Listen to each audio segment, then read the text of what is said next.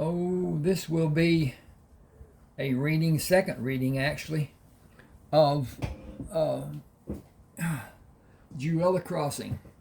Now, Jewella was a love interest of Heath, who was Joshua Crammer's youngest son, and they have traveled through the different states coming from the Ohio Territory or Indiana Territory, and he has land grants that were given by the Spanish Dons when he was in the service to them when in the war with Napoleon. At any rate, they have passed the Red River, have gone down. I think they're above the Sabine, and so at any rate, he's talking to Calvert and William about what to do after they unhitch the team of mules from the wagon, all the teams of the mules from the wagons. At any rate, he's talking to Calvert and William, and if you read the first portion, which I will leave a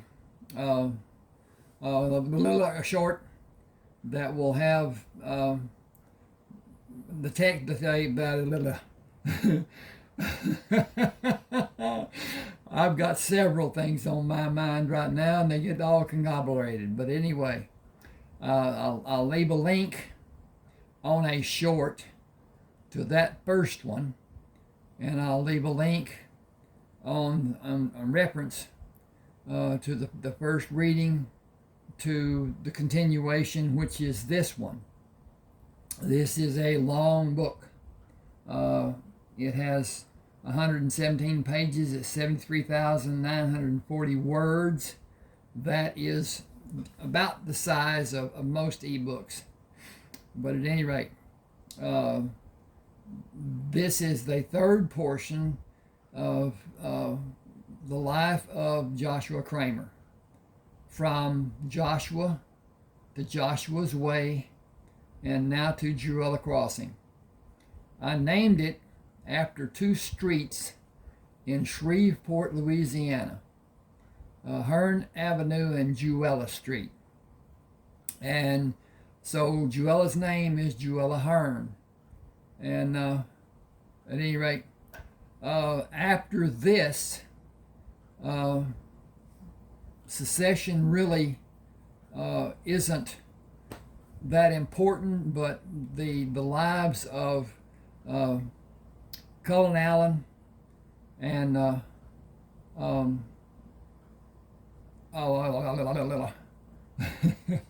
Kiowa Bennett in Kinsman Tribe 1 and 2, you could say, follow this.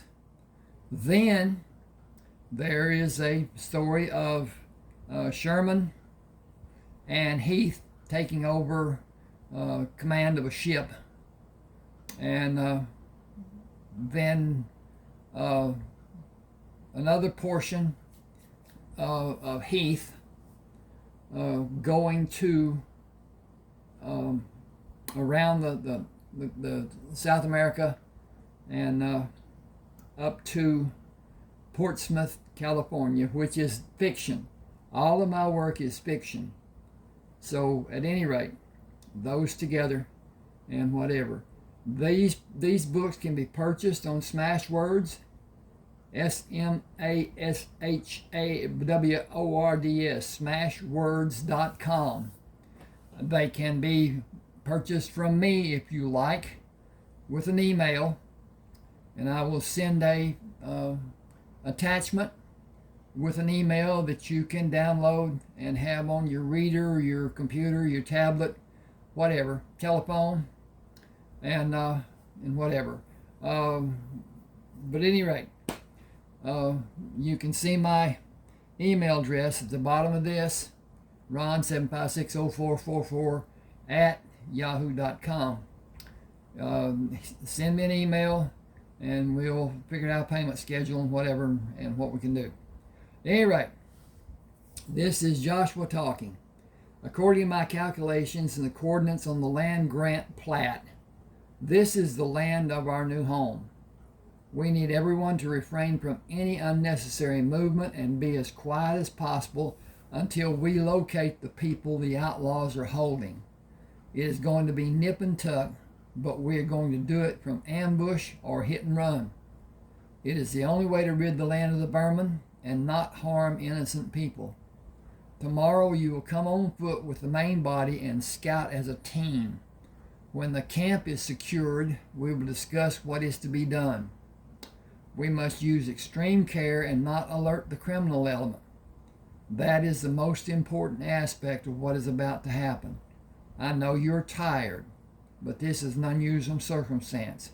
We are short on able bodies, as extra guards have been posted, using a greater perimeter than usual. We are not able to diminish the usual noises our people make. Small parties are armed and ready to meet anyone who might attack us.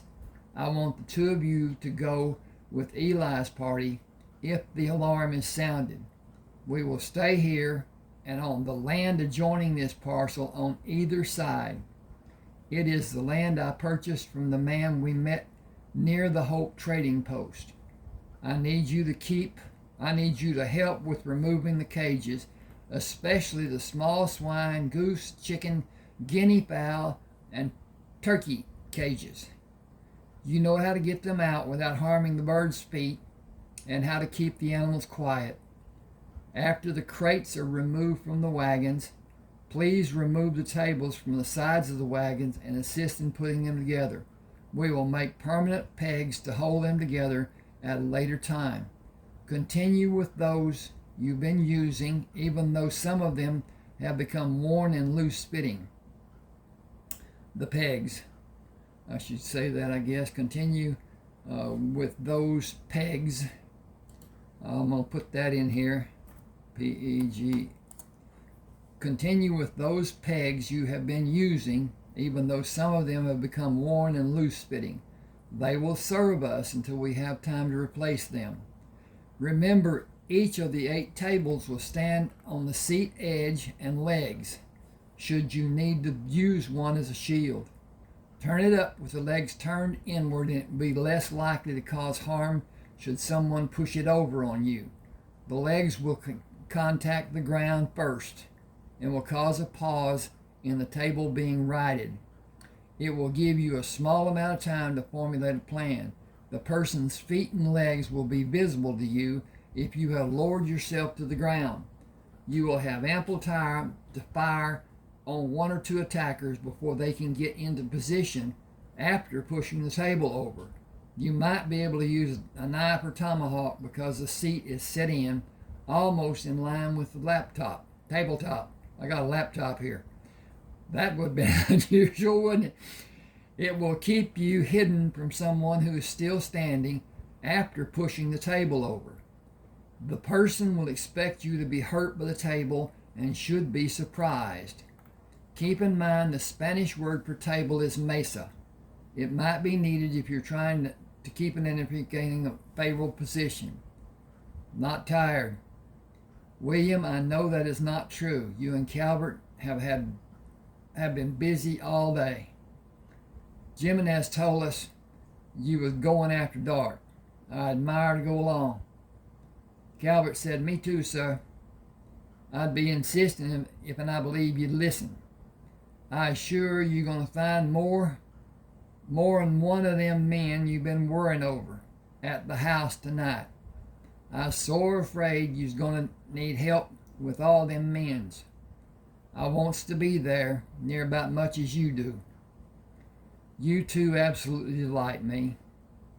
I have such wonderful people, and you two are even more exceptional in some ways. You are in a class all by yourselves. My first question would be to ask an explanation of your sureness of what will be found at the house, as I am confident you are sure. Calvert smiled at the beautiful manner of a child. We seen a lot of tracks on the road and leading up the lane toward the house. They was all made by 5 horses. They was coming and going, and only 5 sets of tracks. Master Joshua, I ain't wanting to go again your wishes, and I ain't never. But I gonna be sore tempted if and you says no. Me and William, we done talked on it, and we got us a plan to get 'em out of the house and where we can lay hands on 'em all at once. We got a plan to get more of them men's tomorrow if and you allow us telling you how. Joshua smiled. Please tell me both plans. I was only going to scout the house because it is so close to our camp and there are many indications the outlaws might detect and discover our presence. Our purpose was to keep our women and children safe. If you have a plan to allow us to eliminate the men you think are there, I will entertain any suggestions. 10:36. Huh? I got good hearing, but I have a hell of a time trying to figure out what you says time to time. William, Joshua smiled. Tell me your plans. The plan for tonight and tomorrow's plan. I would love to hear what you two have concocted. William asked, do you just make up words so I be struck dumb, or they be real words, and does they mean something? They mean something, and we will get into their meaning and their use later.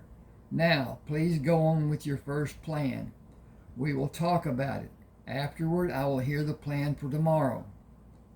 Well, we was wondering about getting a wagon load of some of the girls and drive it plumb up to the door. Near about full moon tonight.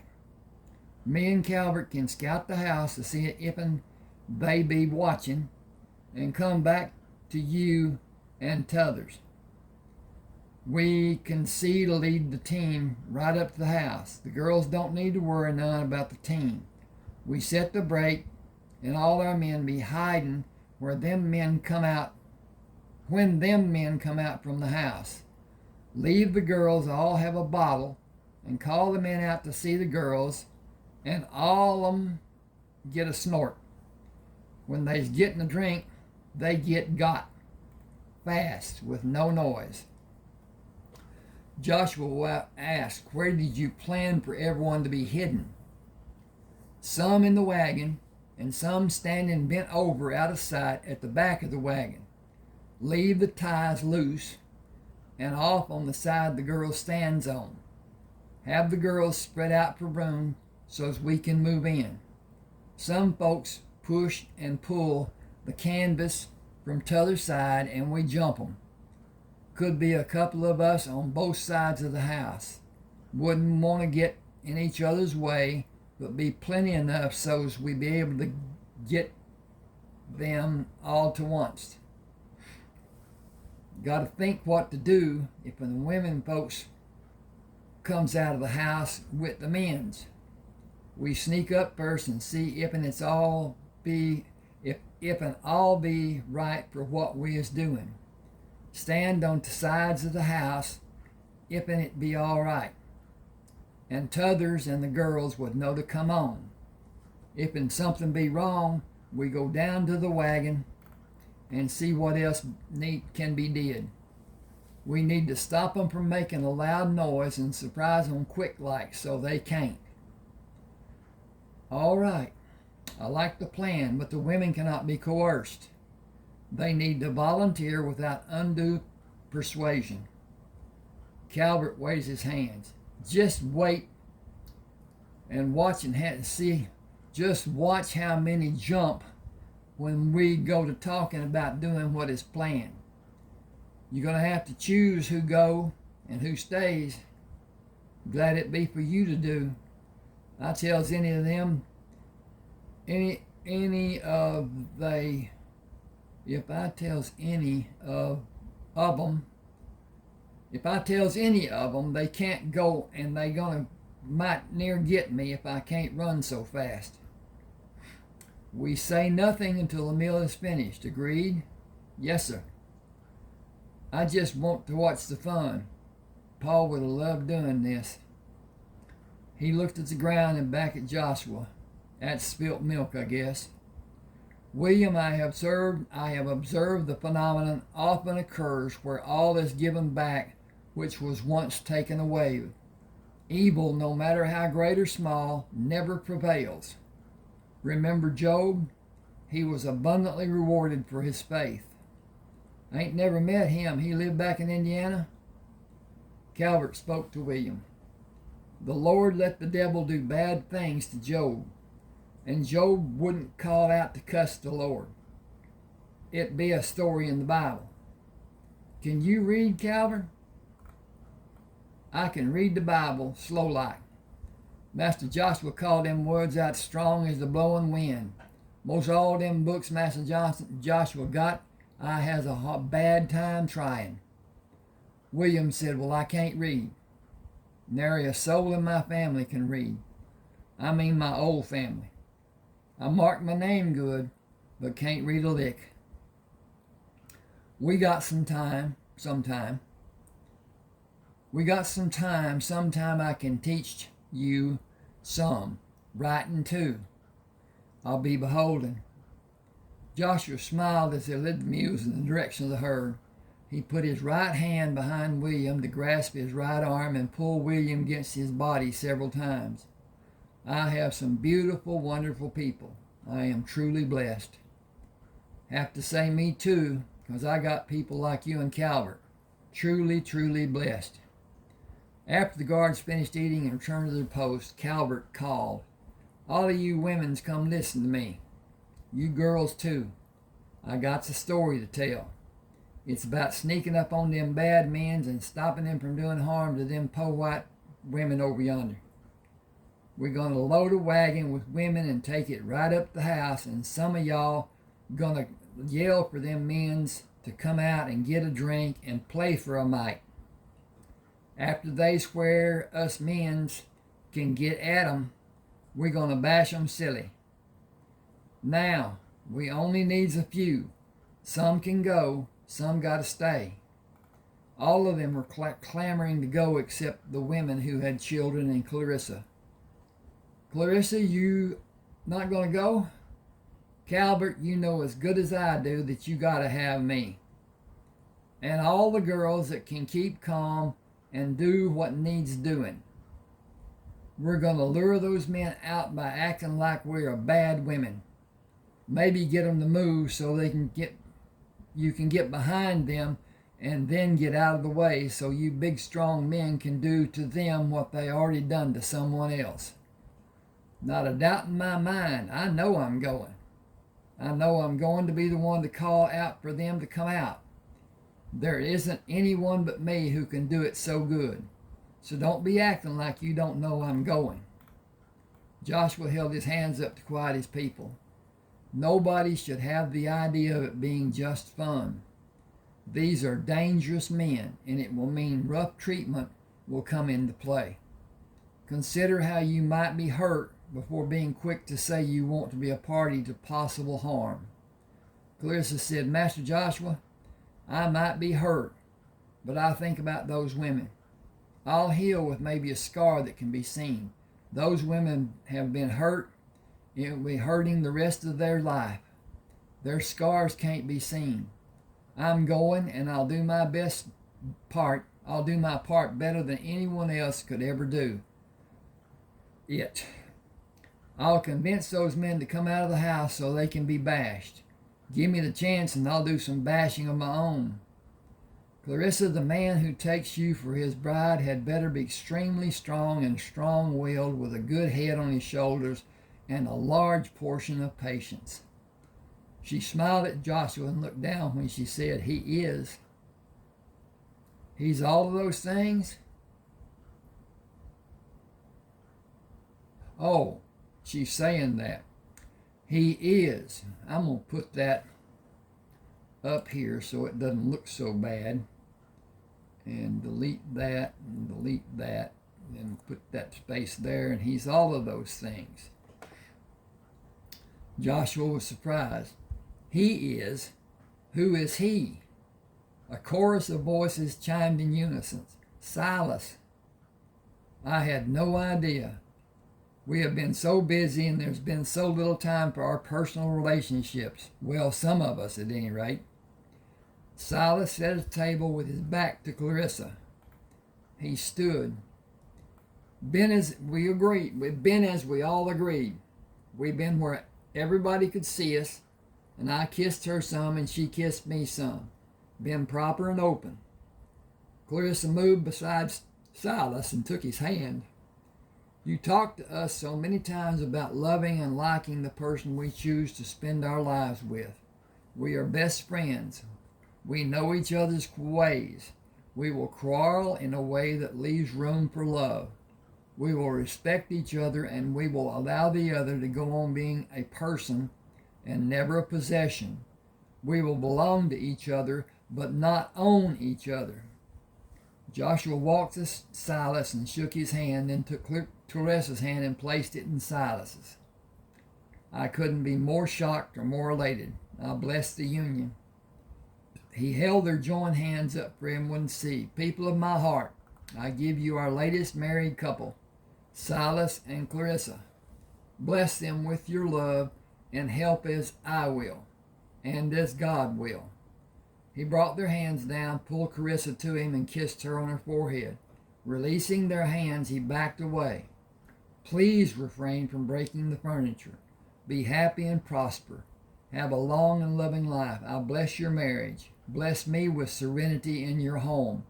Everyone come and congratulate the happy couple. Please remember to do it quietly. Then we have a quiet raid to stage. The newly announced couple will be two of the main players. Joshua stepped back as Clarissa and Silas became surrounded by well-wishers.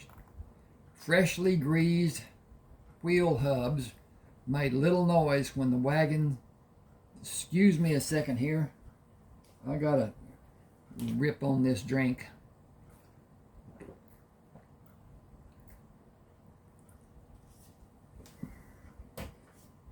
I enjoyed writing this. I enjoyed producing it. It is published on Smashwords, as I said.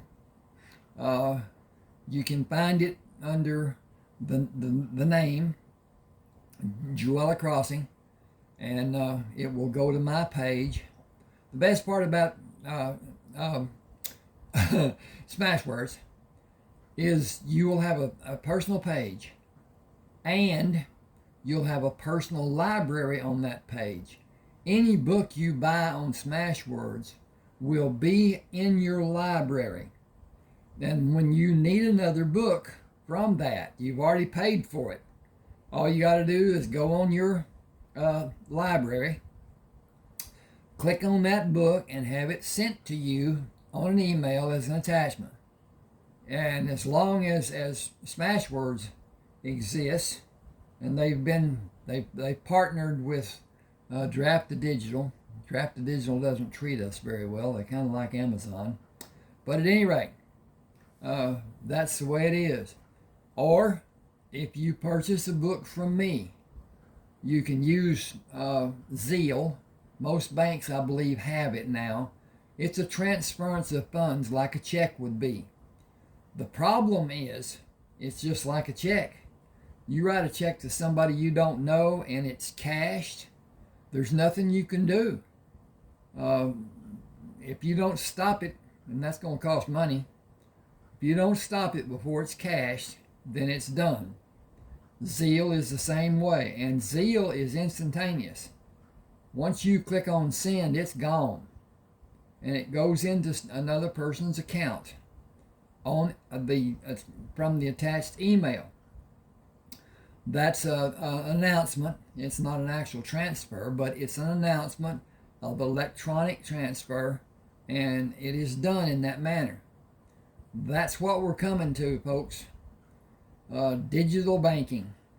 And well, the pennies have already succumbed, and I believe if they look around, some of the other nations, such as the Philippines, have paper instead of coins in the smaller denominations. And most of the pesos in it goes up and down. It's the market. It's just like the metals and whatever, precious metals and whatever.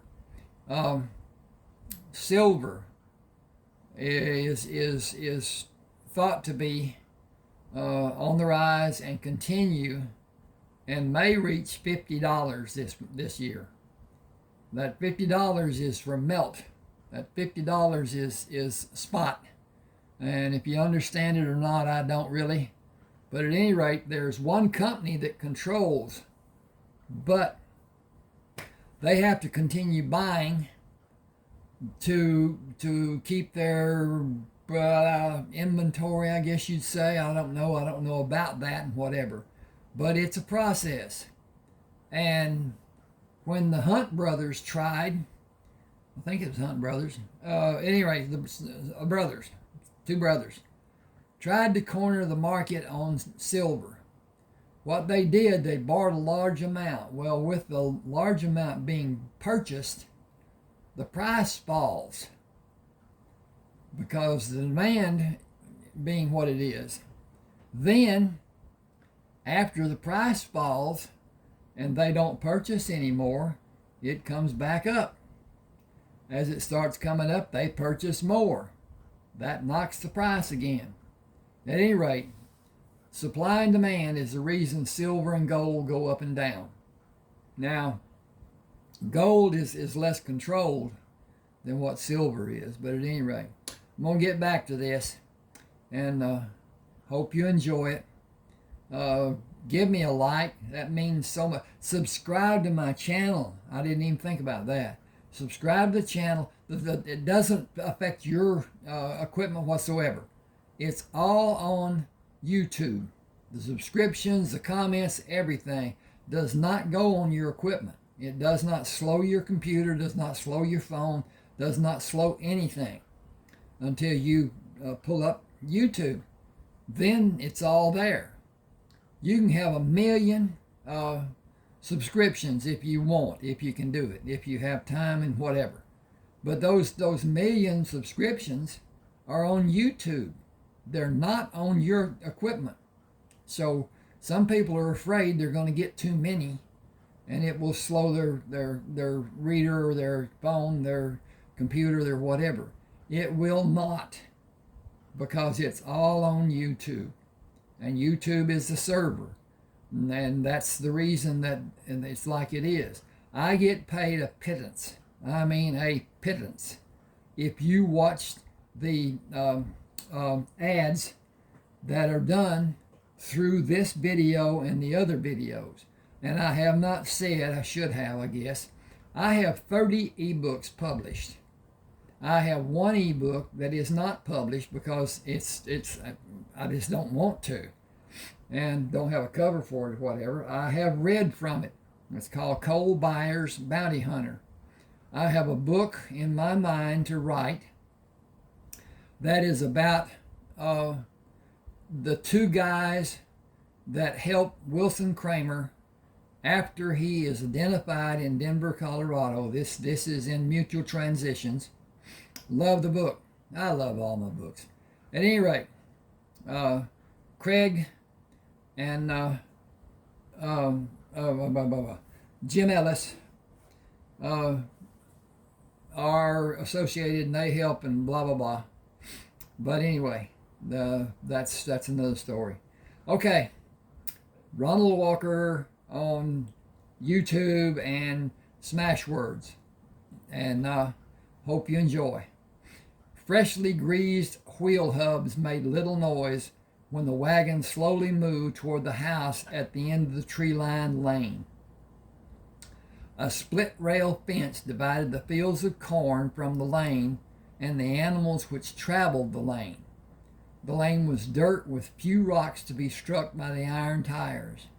In the wagon, all were still anticipating of the coming event. No one spoke with fear of being heard. Everyone was reveling in expectation of a complete surprise. Silas led the front mule on the right, while Zeke held the following mule. Clarence held the left tandem mule, as Butler followed with the trailing mule across from Zeke. Each was to lead the mule and keep it quiet, with attention to a possibility of it braying. Even though a mule might be harmed, the men were ordered to employ any means to keep it quiet, as many lives would be in jeopardy if any noise was allowed. Clarissa sat on the seat on the right side. Silas was to help her down, then crawl under the wagon with Zeke. They were to wait for Clarissa and Jane to position the man who came to them with their backs to Silas and Zeke. Darla and Kate were positioned at the rear of the wagon where Jimenez and Eli would wait the third and fourth man. Joshua would take the last man who came from the house.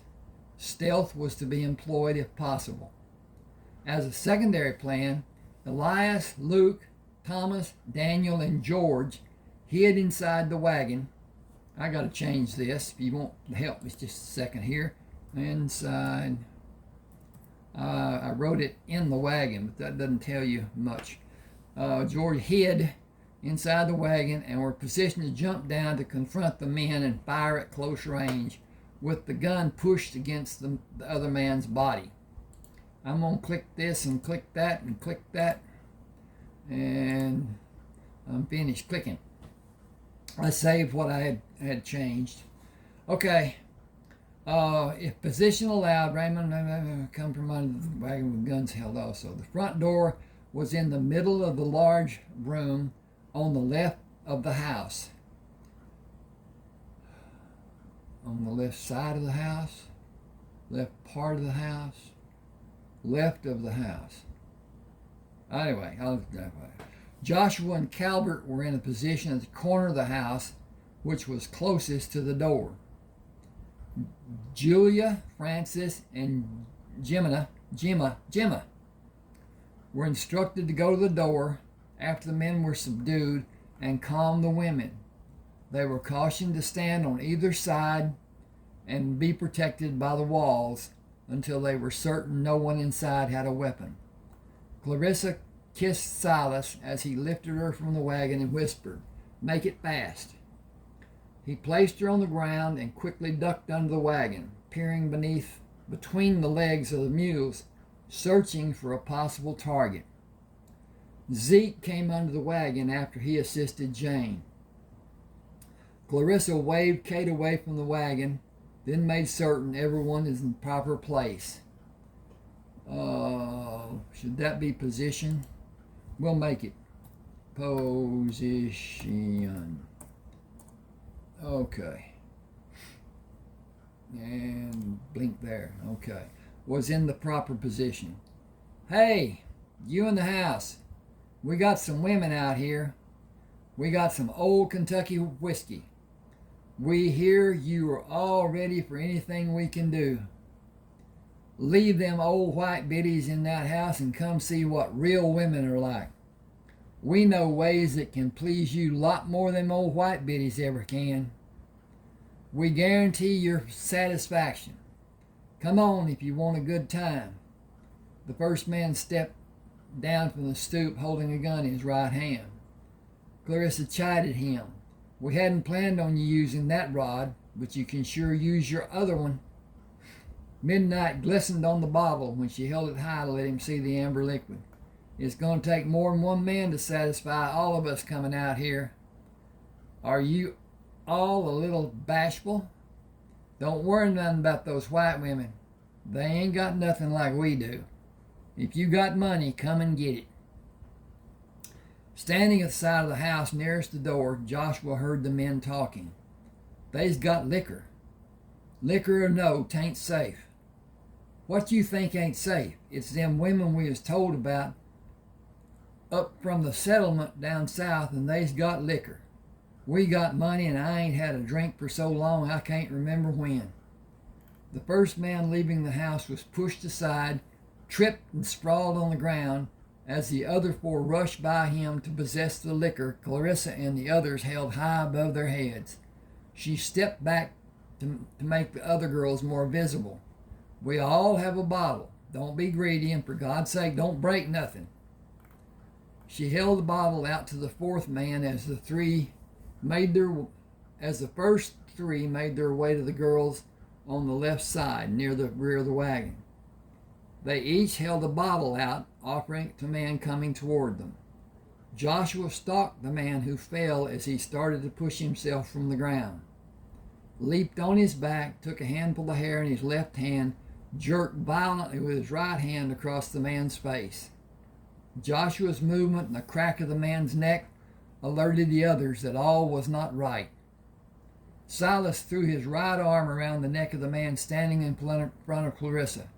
He bore down with his weight as he locked his hands together, pulling the man in a half circle, ran the head he held into the side of the wagon with a vicious crack.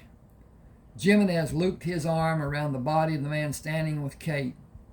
He brought the smaller man off the ground and bore down with all his strength. Bones shattered when air and life left the man. From behind, Zeke brought his fingers around opposite sides of the smaller man's neck and crushed the flesh front to back. Larynx and trachea flattened against neck bones as life exuded from the man. Darla was pushed aside as the man with her dropped the bottle and ran. His thought to flee, escape death, and be lost in the night ended as William crashed into him. William followed the manner of Silas and ran the man standing upright into the wagon wheel. He compressed locks of hair in his right hand and violently pushed the man's head down to crush the man's skull into the iron tire, which circled the wagon wheel. Excuse me just a minute, I need to check on some stuff I had not checked on. There you good. Okay, dookie. Joshua surveyed the scene. Satisfied that the men had all been dealt with, he called to the people in the house. We are friendly and mean you no harm. Calm yourselves. The crisis is over and the men who came outside have been disabled. We are farmers and have the ground joining this place. You are safe now. We need you to come out so we can all be safe. Have no fear. Nothing more will happen tonight if no one threatens harm to my people. Please, come out so we can see each other. Are these the only men who are here? Yes, that's all of them. How do you know we won't hurt us if you come out? If we intended to hurt you, would we need to come outside? Would we need you to come outside when we have plenty of people to come inside and bring you out? I'm coming out. I don't want to be alive to see my kids hurt no more. I'll die first. All alerted to possible danger, Joshua used a hand sign to move his people to safety. He waved the girls were at the front of the house to opposite sides of the house and stood alone as the woman came down from the stoop. She had been badly beaten. You're a white man. God be praised. All I seen was Negroes, and they saved my life and my kids' lives. She stood over the man William had eliminated. Give me a gun so I can kill him. Ma'am, he is most assuredly dead. All 5 men are quite dead. Maybe he is and maybe he ain't. Let me die, but first let me shoot him. Give me what I can't do before, and let me kill him. Ma'am, nothing will give me greater pleasure, but we need all these men to set a trap for the men holding the other women, and we cannot risk alerting anyone with the noise of a gunshot will make. How do you know about us, and how come these men ain't killed all of you like they done our men? We were able to learn about these men and what happened from Mr. Gates and Mr. Dawes. Our men scouted this house and the other house to count the men inside them. Gates and Dawes, them's the ones what hightailed it out of here and left us to these bastards. Girls, you can come out now. It's okay, it's done, it's safe. Arm in arm, 2 young women came from the house, each bloody and bruised. These are my girls. Jeanette is 22 and Althea is 18. She pointed to the dead man. He killed Patsy. She was just 12. Shot her when she tried to stop him from doing evil to Althea. Clarissa put her arms around Althea and held her as she sobbed. Jeanette stood with her arms folded across her body, pitifully staring at the ground. They hurt Jeanette. They all beat on her before she stopped fighting. Althea fought and fought even till they all came up. Even till y'all came up. They hit her and hit her and hit her. But she wouldn't give in. Althea said through her sobs, "They'd have killed me to make me stop fighting him. They tricked Jeanette." Both girls, weeping, grew into high-pitched wails. Her mother motioned to Jeanette. They took her in the back room and said they'd kill Jeanette and me if Jeanette didn't stop fighting them. They used her bad. She ain't spoke a word since, just stares off at nothing. She won't eat. Ain't had no water in 2 days. I don't know what I'm going to do. Joshua motioned to the wagon. We are camped in the clearing on the north side of this place. After what has happened here, maybe it would be best for all concerned to be away from this house and try to let the pain of the past die here. Jimenez, we will go back as we came. Load the people and 3 women in the wagon, and everyone be alert for problems. William will go with me. Give us a minute before you follow. He slung the powder horn in the leather pouch which held wadding and shot over his shoulder, took his knife from the wagon, placing it in the leather scabbard in the center of the back of his trousers. He pushed 2 handguns into back pockets.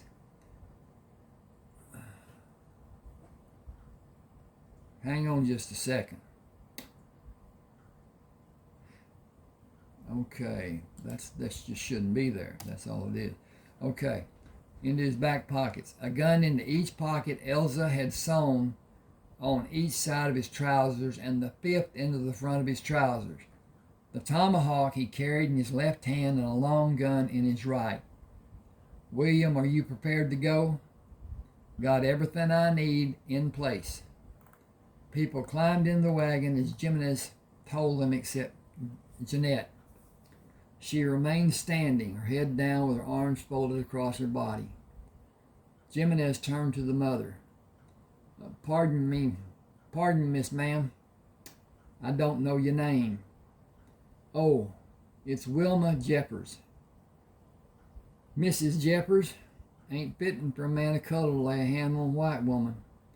If'n you'd tell me to get Miss Janet into the wagon, I'd be most happy to do it for you." "Why, I'd be thankful if you would. Please, Mr. Jimenez, would you help my daughter onto this seat? I'm going to hand her up there. If you could kind of steady her when I do, it'd be a help." He moved to Jeanette, who did not acknowledge him or protest when he lifted her from the ground.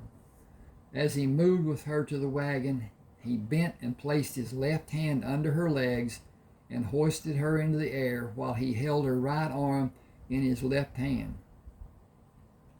He stepped up to the wagon and pushed her into the seat of the wagon.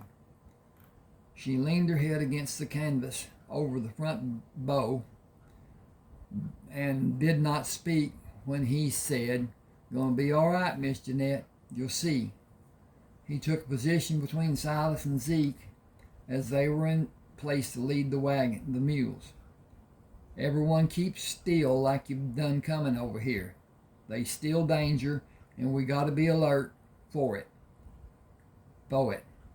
So we're going to go slow and quiet as we can. People be worrying about us. No need to keep them worrying no longer. Quiet now. Let's go." He cuffed the lead wagon on its hind leg to start the wagon. Clara spoke sternly as Sherman ran to meet Joshua. "You children stay here and wait till the mules are unhitched. It's late and they're not used to being out of the herd this time of night. We all gonna hear the story, but it ain't safe with them mules."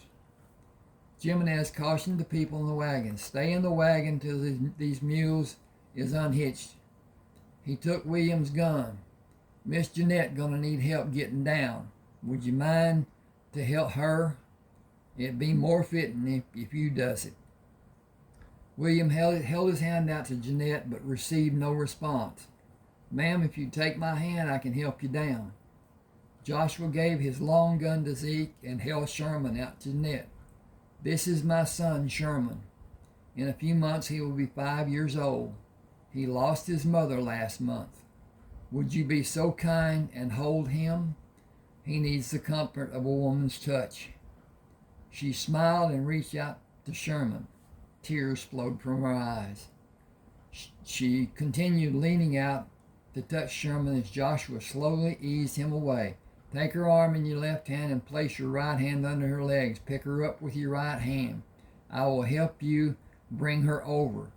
As she stood on the ground, Joshua pushed Sherman into her arms.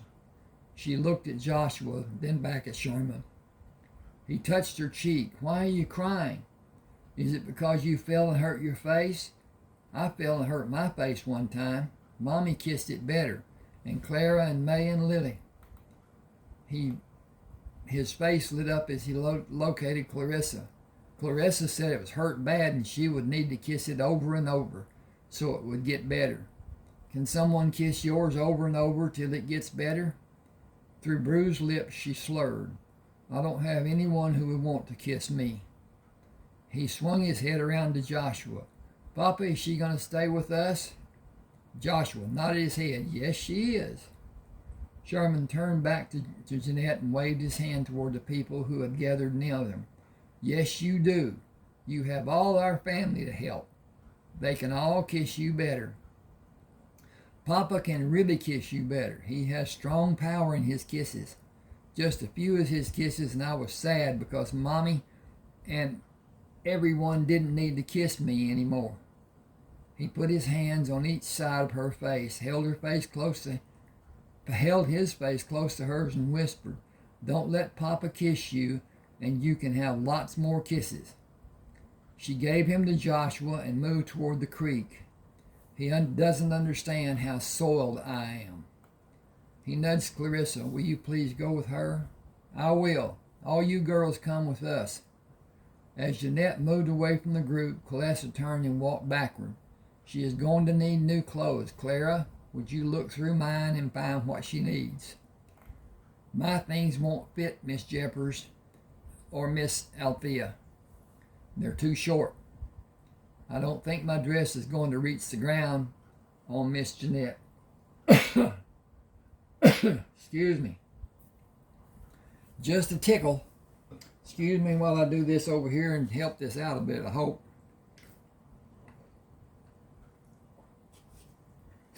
Darla, bring some soap and towels, please.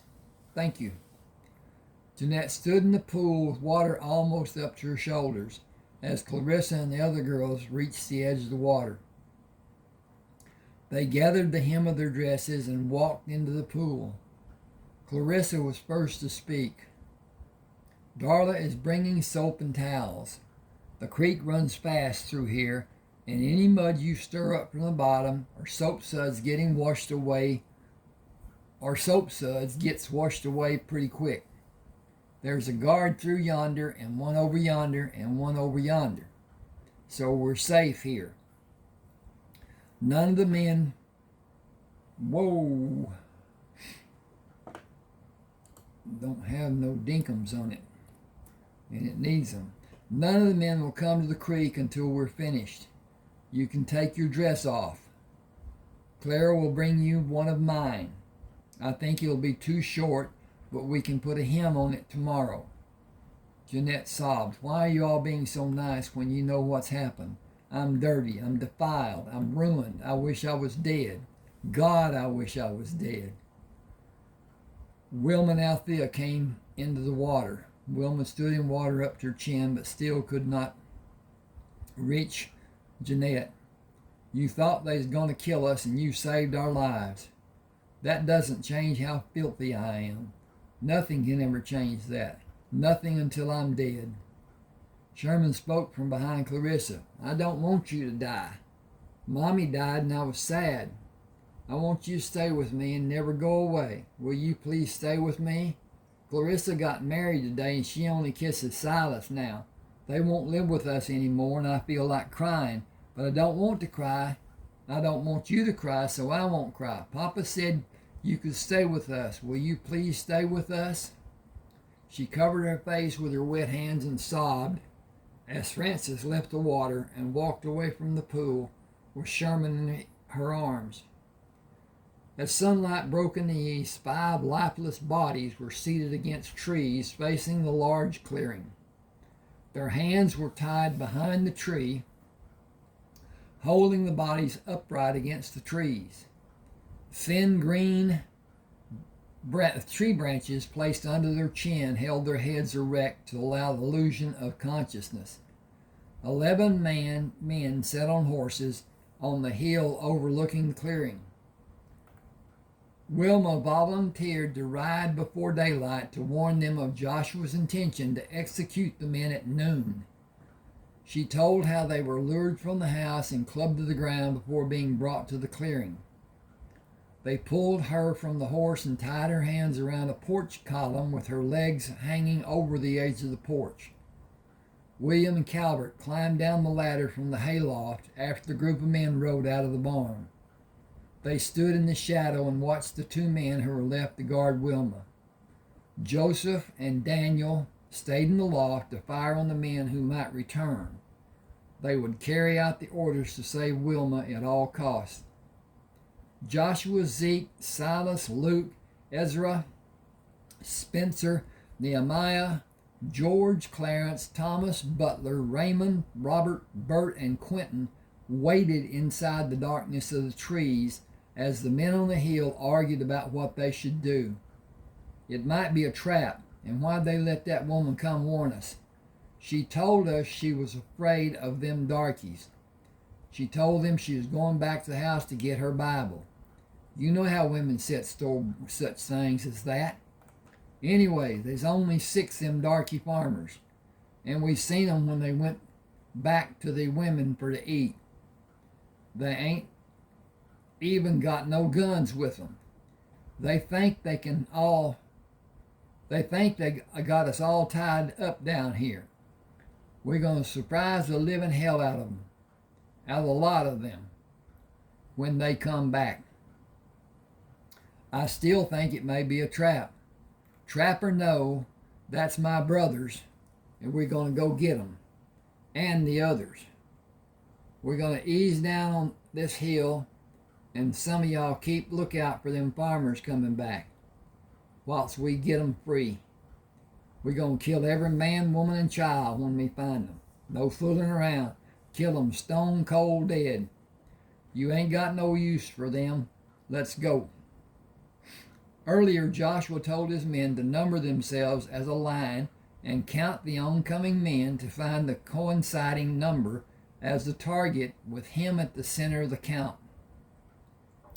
I will hand signal each of you to my right and left what the number my man will be. You each signal the opposite person what your number is to be. Just use one hand and keep your gun pointed down.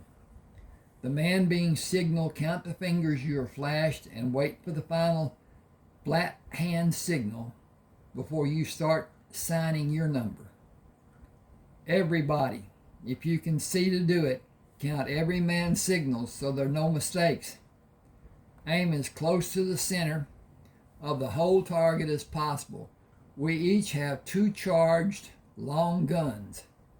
Have the hammer cocked and ready to fire with the barrel pointed toward your intended target. Be ready before your target is ready. We each have 2 handguns. Be purposeful and remain calm. If there's a mistake, let it be theirs and not ours. Aim tight and there will be no misses. The trap is set. Wait for an indication from me before you do anything. Use the cover of the tree for a shield, but do not rest the gun on or against the tree, as it will restrict any movement you may want to make in adjusting for another target. These are not men. They have committed acts of an inhumane nature and cannot be considered to be men. They have already proven their savagery, and they will kill just because it is their nature, not for self-preservation or defense, only due to uncaring meanness. Expect no favor, for they will give none. Kill them as you would a rabid animal. These men are more cunning and more dangerous. Hang with me just a second. I got to check again, stand up and get whatever and see what's what. And we're doing okay, I reckon. Yes, okay. I think my last time I used this phone, I had a cover on it. I think it got a little hot. So I've got the air conditioner turned down lower than it should be, and I've got a fan running overhead. So got all that and whatever. The light that I have on the Jewella crossing cover may be a purpose for it, but then again may have been something else too. At any rate, it stopped before I was ready. Okay. Half of you come to my left and half to my right. Keep a small interval between the man on your left and on your right. Stay close enough to be heard by either one of them. I'm going to just get rid of that one because that doesn't need to be there. Stay close enough to be heard by either of them. Pass your message in a normal voice to be certain you are heard. If you hear a loudly spoken message that is not a number, the trap has been discovered and surprise is not needed. Keep your gun barrel out of sunlight to avoid showing yourself. Do not leave the protection of trees for any reason, even if you cannot get a clear shot. Let another take that man and you take another. Better to kill him twice than not at all. Take your positions, signal, and then do not move. The men came down the hill, spaced apart in single file. At any alarm, ready to flee and return to fight. Joshua did as he instructed the men and counted the number of men. He took the fifth man to keep some of his firepower in reserve and ease the problem of signals to be given. He flashed the hand signals right and left and prepared to fire as the men moved toward the bound men on the ground. As the fifth man came into view directly in front of Joshua, he fired. A crescendo of firing followed his shot. He quickly placed the spent gun on the ground and brought the additional gun into firing position. Nothing remained as a target except fleeing horses. A man tried to rise in a position to his left. The man fell to earth as two guns aimed at him were discharged.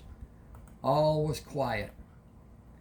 Zeke, Silas, take your positions. Everyone, watch your man for any movement. Shoot only if it is safe.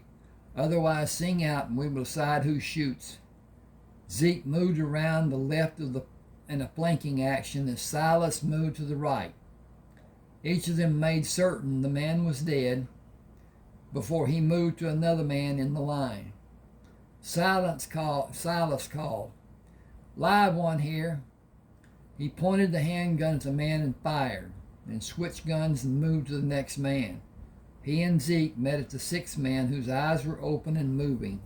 Zeke shot him. "Didn't want you to have to clean 3 guns tonight."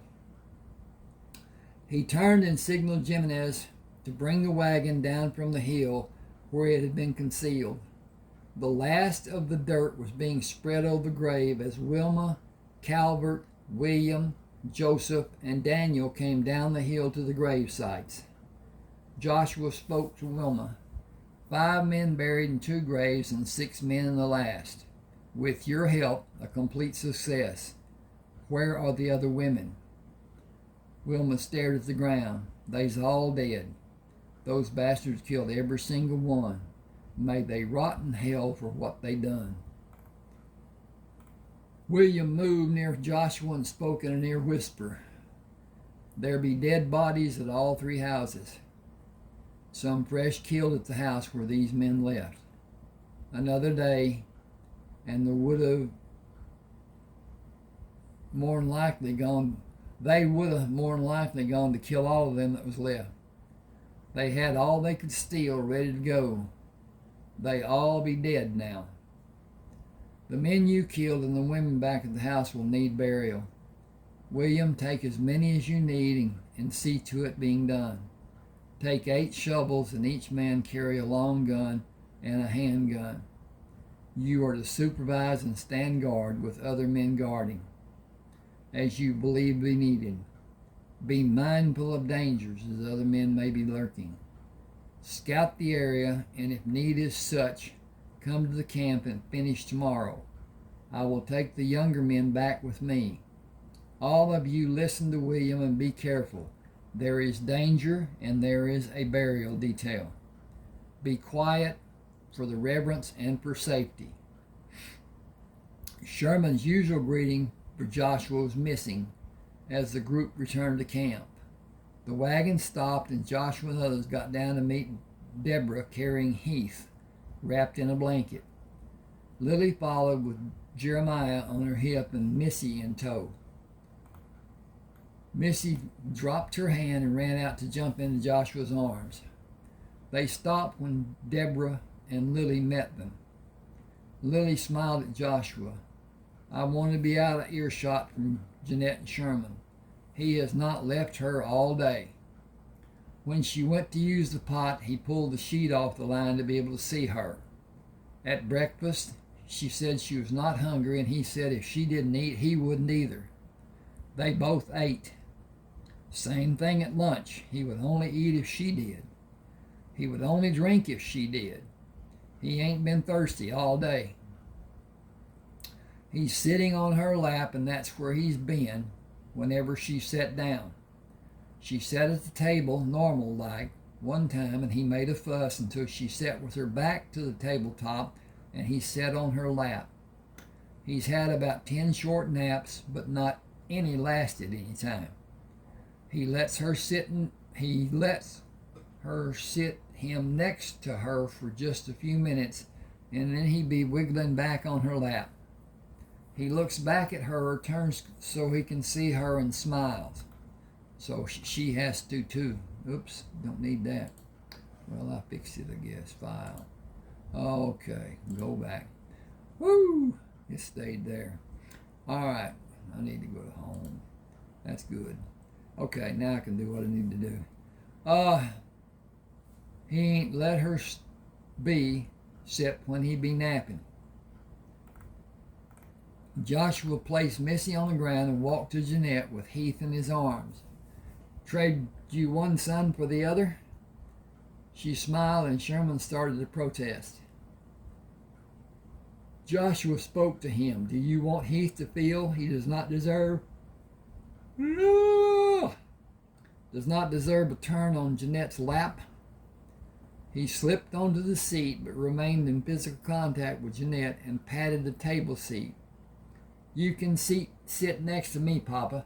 Tell me what you did today. Did you run all those bad men out of the country like Clarissa said you would? They are definitely gone. I had information that you've both been busy keeping each other company. She smiled as much as her broken lips would allow. He's been a handful, or I should say sometimes an armful, most of the time a lapful. He is a joyous little man-child.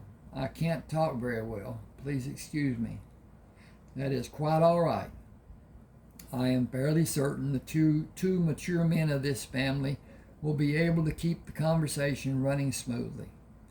She looked at him, searching his eyes. This family? You are part of my family now. Just another mouth to feed. Far more than that. Look what Sherman has done today. He wiggled. Look what I've done today. He looked at Jeanette, then at Joshua. Papa, what have I done today? You have totally usurped the time of a very beautiful young woman. He held his hand up to stop her protest. Yes, you are bruised, badly bruised, if that is what you're going to say. Remember, Sherman and I have the floor. Papa, we don't have no floor. I know, son.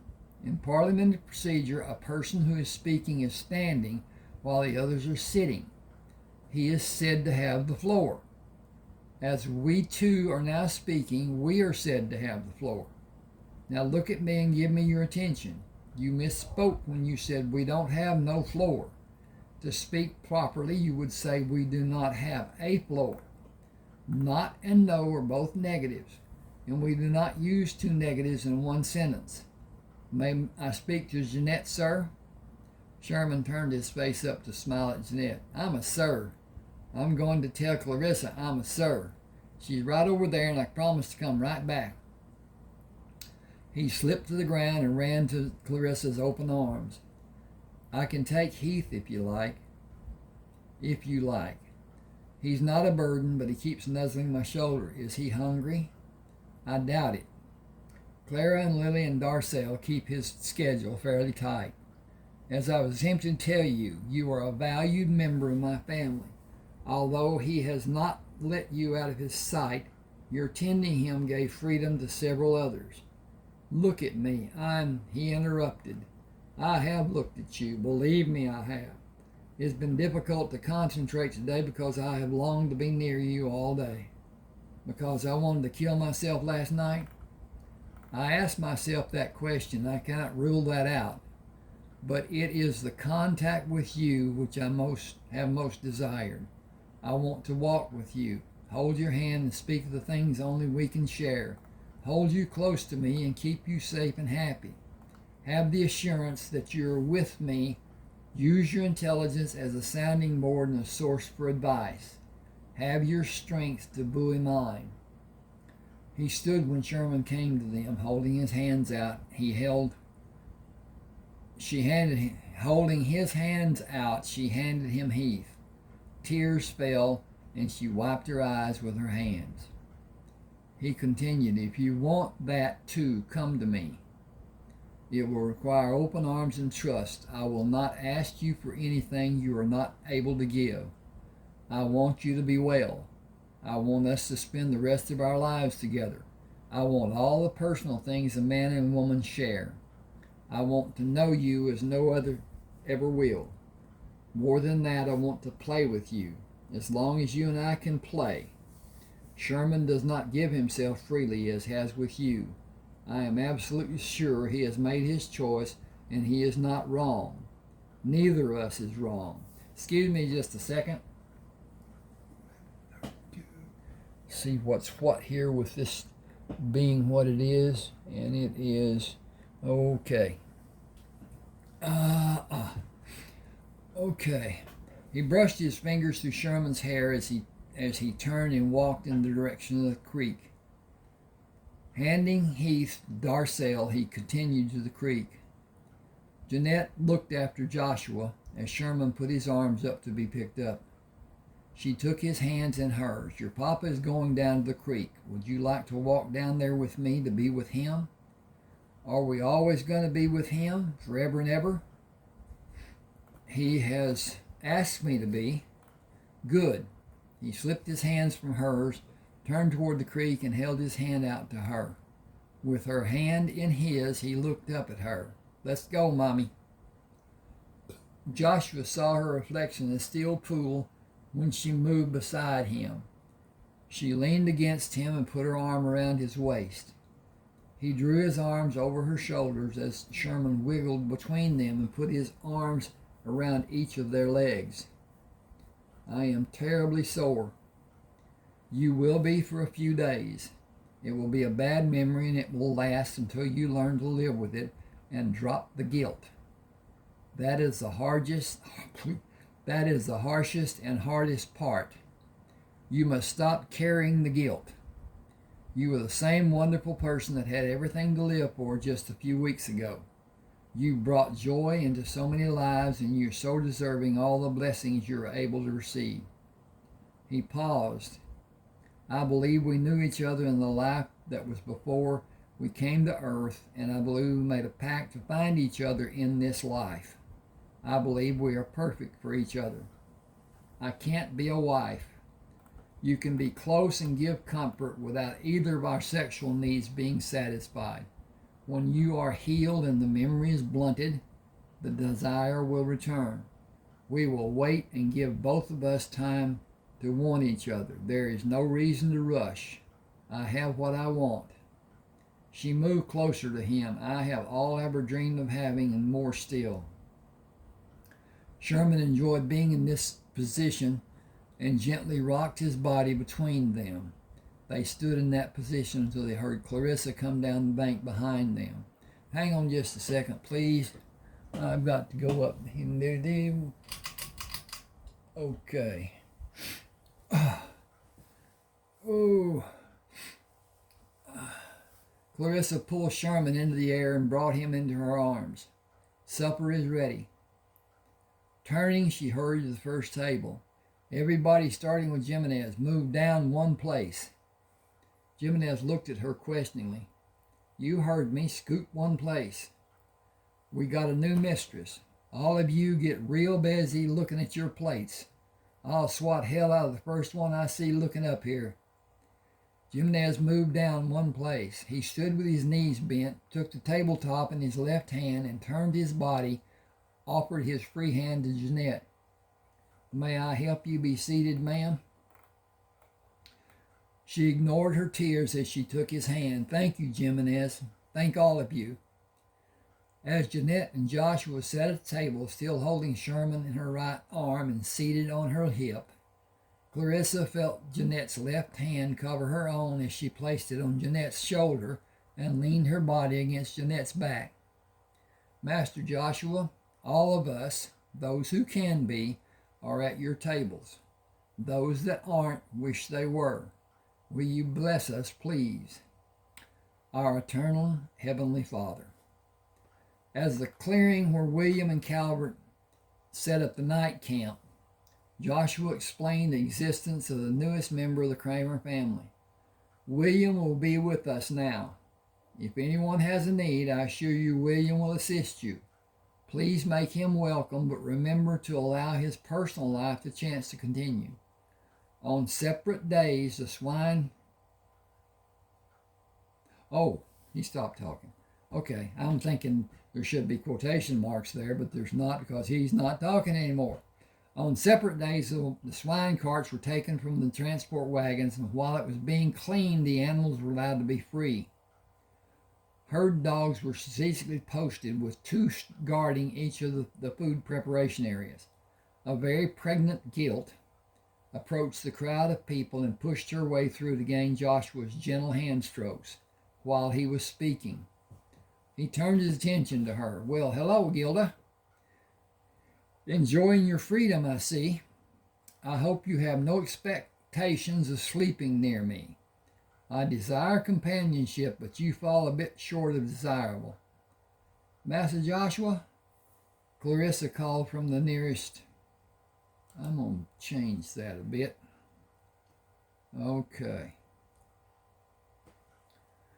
So now they know. Clarissa called from the nearest cooking area. How do you know all them animals? Even call them by their name. Ain't another soul can get near most of them. That mean old black and brown bull nearly runs over the other men that try to do anything with him, if they don't have the dogs to help. I seen you the other day when you started after him. He puts that big old head down and watched you walk right up to him and scratched him. And scratched and scratched and scratched. I was scared for you at first. After you started scratching, I just stood and wondered, how come he stands for you and near about kill the other men? As with Gilda, I have spent time building a trust with the animals, and as to your next question, it has not happened quickly. I think it has been time well spent. Buster is the husband in our herd of cattle. His superior breeding will allow his breeding the cows and their young females. The offspring will be superior to any cattle which are now in Texas. We are going to gather the wild cattle roaming the land we are going to farm and surrounding area. His grandsons will breed that future stock.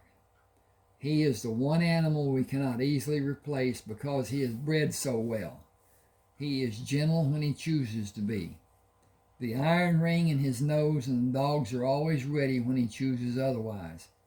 The large black and white boar hog is equally as tame as Gilda. Like her, he will search for a gentle touch. Unlike Buster, his gentleness is constant, except when breeding time is near. He must be given a wide berth during those processes. How do you tell them apart? Them 8 sows look just about alike to me. I am able to call each by name because I have spent enough time to discern or see the small differences. Each of you can tell them apart by the notches in their ears. Their right ear indicates or tells their lineage, while the left ear indicates or tells age and place in the litter of their birth. It is also true of the cattle, sheep, and goats. It is much more difficult with the birds, without spending a great deal of time with them. The children who gather food and care for them are able to call each by name. They are able to tell you many interesting points about each individual, better than I ever could. Melissa, who was Eli's daughter, asked, "Why does we find and feed small rocks to the birds? Don't look like it would hurt the turkeys and gooses near as bad as it would the chickens. Still looks likely to hurt." Joshua smiled. "Missy, come here. I'm gonna put up. I got to change some stuff here, and Guinea, guinea hens, guineas. Just make it guineas. Okay. I'll see about that later. Okay. Sometime, whatever. I'm just clicking these buttons. Okay. Look at the battered chicken again. Still looks likely to hurt. Joshua smiled. "Missy, come here." She gleefully skipped to him, turned her back, and leaned against his legs, her joy showing in her smile as he held her to him and caressed her hair. The rocks help grind the bird's food and aid in the digestive process. The rocks stay in the digestive system long enough for the sharp edges to be ground off, and the rock passes easily in defecation. He gently pulled her face up to look at him. "Missy, do you know what defecation means?" "Yes, sir. You told me it mean when we do our private thing." The group laughed when she said, "It mean we go number 2. You are a very good student. I'm very proud of you." "I know. That brings me to a point which I have long awaited. We are no longer under the watchful eyes of an overbearing society.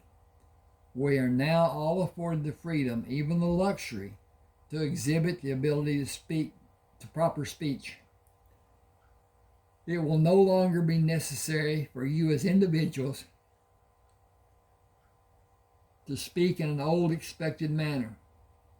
The older people and the youngsters can all speak now in whatever manner they choose." Just a second. Thank you. "Without fear of reprisal. We are not going to be near a large group of people as we were in Indiana and before. I will make every effort to teach all of you who desire proper speech. Perhaps you will be able to help me. I give you this task, this sacred burden. Teach our younger children as you will one day teach your own. Teach each other. Learn from each other. William, that indicates you. That includes you. Excuse me. Both as a student and as a teacher. You have so many gifts to give, and there will be an abundance coming back to you." Jimenez interrupted. "Joshua is saying we can talk normal like white folks. It'd be a little late for me Habits is hard to break, but if one of you hear me speak wrong and it ain't where it worries nobody, you can ask me if I should have said it different. We're going to get a lesson from somewhere. We as a family, and we're always going to be. Just remember to say little as you can when you're around strangers. What Jiminy said is true for all of us, no matter what your age may be. You are all children of my heart. He turned his head to look at William, including you. Now, all of you hear what I'm saying.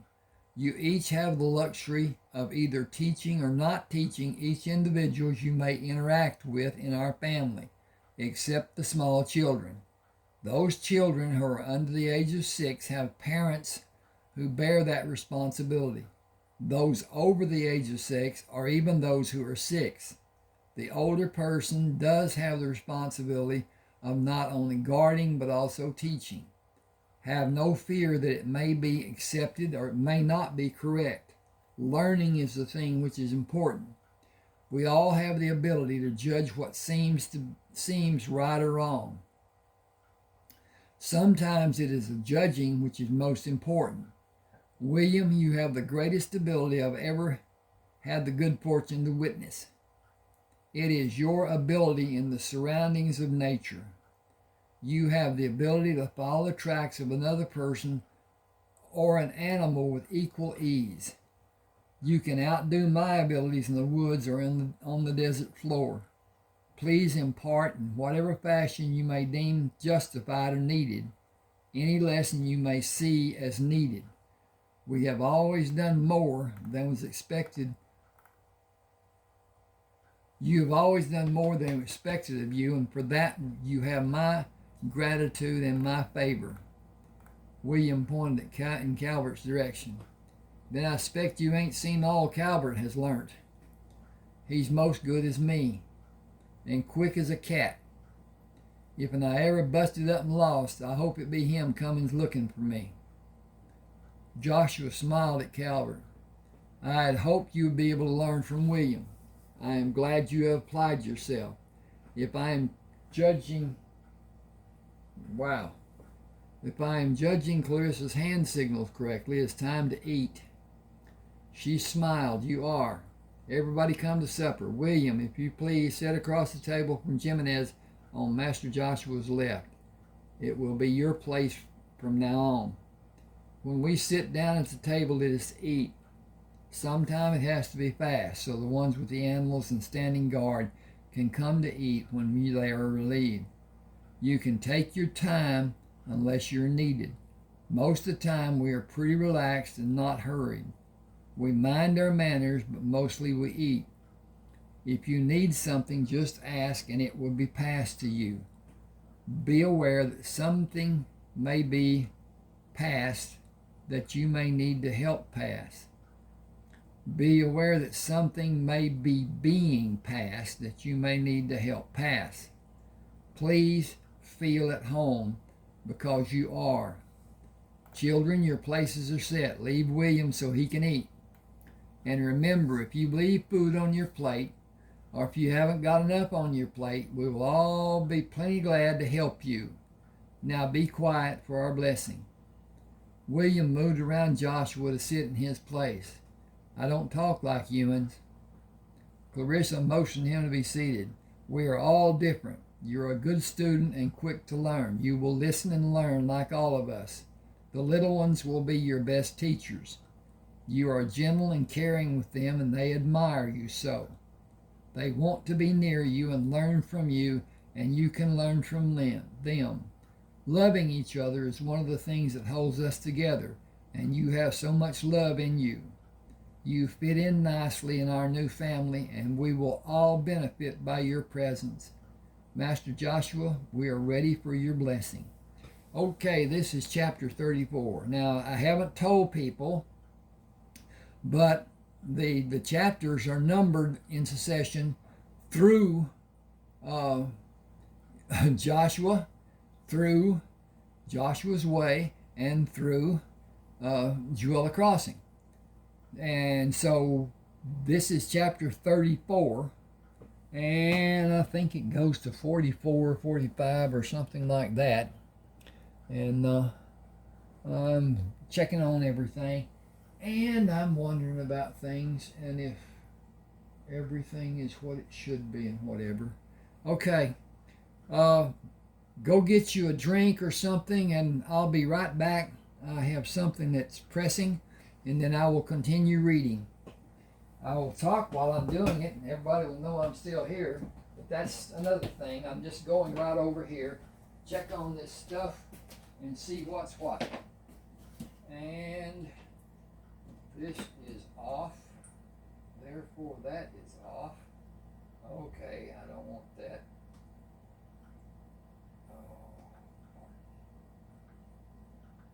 Okay. Alrighty.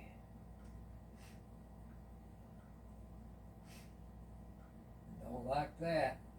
Okay, I'm checking on stuff. I'll be there in a second, I hope. Go back up here and look at this and say, okay, that ought to do something. Yeah, well, that's just how it is. At any rate, be patient with me just for a minute, and I'll get this done and get back. Oh, as it said. Okay. Done that. Coming back over. We'll get back with this too. Hope you enjoyed the break. At any rate, I have some stuff going on, and I was just checking on it. Chapter 34. Structure breeds both efficiency and boredom, as the people of the Crammer clan were beginning to exhibit. Almost 2 years of performing the same labor was weighing heavily on all the people at Ward's Creek, as everyday life on the farm and performing the same tedious labor continued to be grueling and monotonous. Cross-cut sawed trees fell with regularity. A saw team of 4 men yielding 1 saw, and 3 teams with 2 men each working a saw brought the huge trees crashing to the ground. Axes and small saws cleaned the tree limbs from the downed trees, while 2 man saw teams cut the trees into random length logs to be dragged to the sawmill. Dull thuds of axes, slicing open logs, with the ringing of sledgehammers striking the wedges to produce split rails for fencing. The din of teamsters urging mules to get under the load or turning gee and haw as the logs emerged from the wooded area to be cut in sundry order.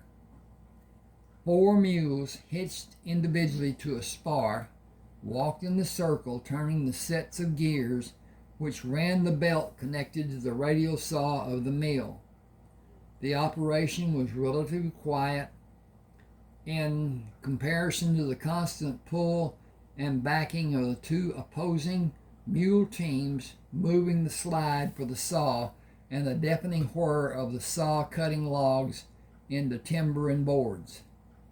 The farm and the individual enterprises would be the mainstay of the Crammer family unit as the supply of trees became less plentiful and the logging operation required hauling from greater distance. The logging operation supplied the needed wood for all the different items which were produced at the Crammer farm, and also supplied the wood to construct the buildings on the Crammer farm. The main house was first to be constructed, with 6 rooms joining the spacious front room at ground level and 6 large rooms on the second floor.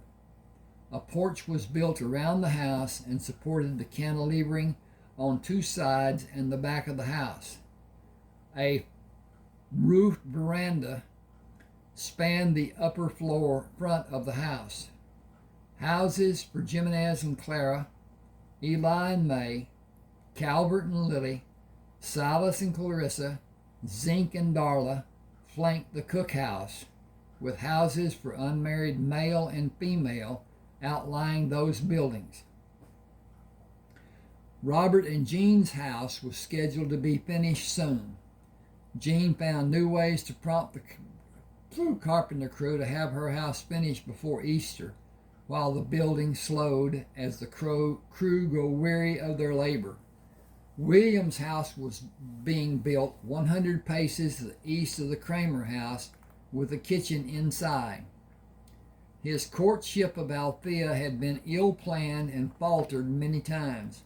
It came to fruition one frosty morning as she sat at the breakfast table. His proposal was as brisk as the morning air. "Cold last night. Do you want me to keep you warm tonight?" "Yes, I do, you big ox. But since you said it in that manner, I have several conditions. The first condition is that I have a room inside for a kitchen, with water piped inside. We can take our meals as usual, but I can cook inside when it's cool enough. I want a fireplace in every room that one can be built in, even if the fireplace has to be built before the frame of the house is done. Joshua's house is warm in every room because of the fireplaces and the vents that let heat go upstairs. I want our house to be warm with love and warm with heat. I want our children to be warmed by both." The Jeffers land, which joined the Crammer farm, was given to Althea when Wilma left for Tennessee.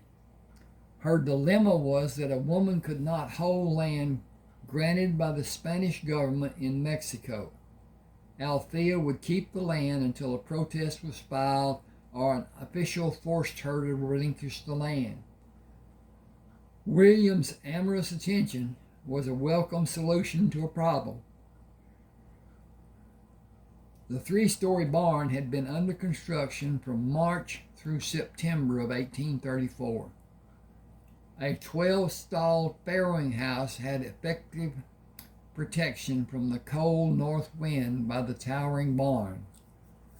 Corn in abundance had been gathered from the fields of the 4 abandoned farms. The 4 gardens were specialized, as each grew 2 or 3 varieties of vegetables, plus small amounts of the patrons' favorites. The harvest of each had been planned as a communal sharing and was staged to allow time for each to be gathered. Aroma of vegetables, cooking for canning, wafted across the compound through the days and nights to keep pace with the harvest. The clay pots were ready, and beeswax sealed the lids, which were held in place with pressure from a harness of wire. Clay pots, wax, and wire were all produced by the members of the Crammer family. Ripening fruit from the trees Anton Gates planted became a quandary for anyone Missy could entreat to garner a prize for her, until Jimenez assigned people to gather the fruit to be canned or dried. The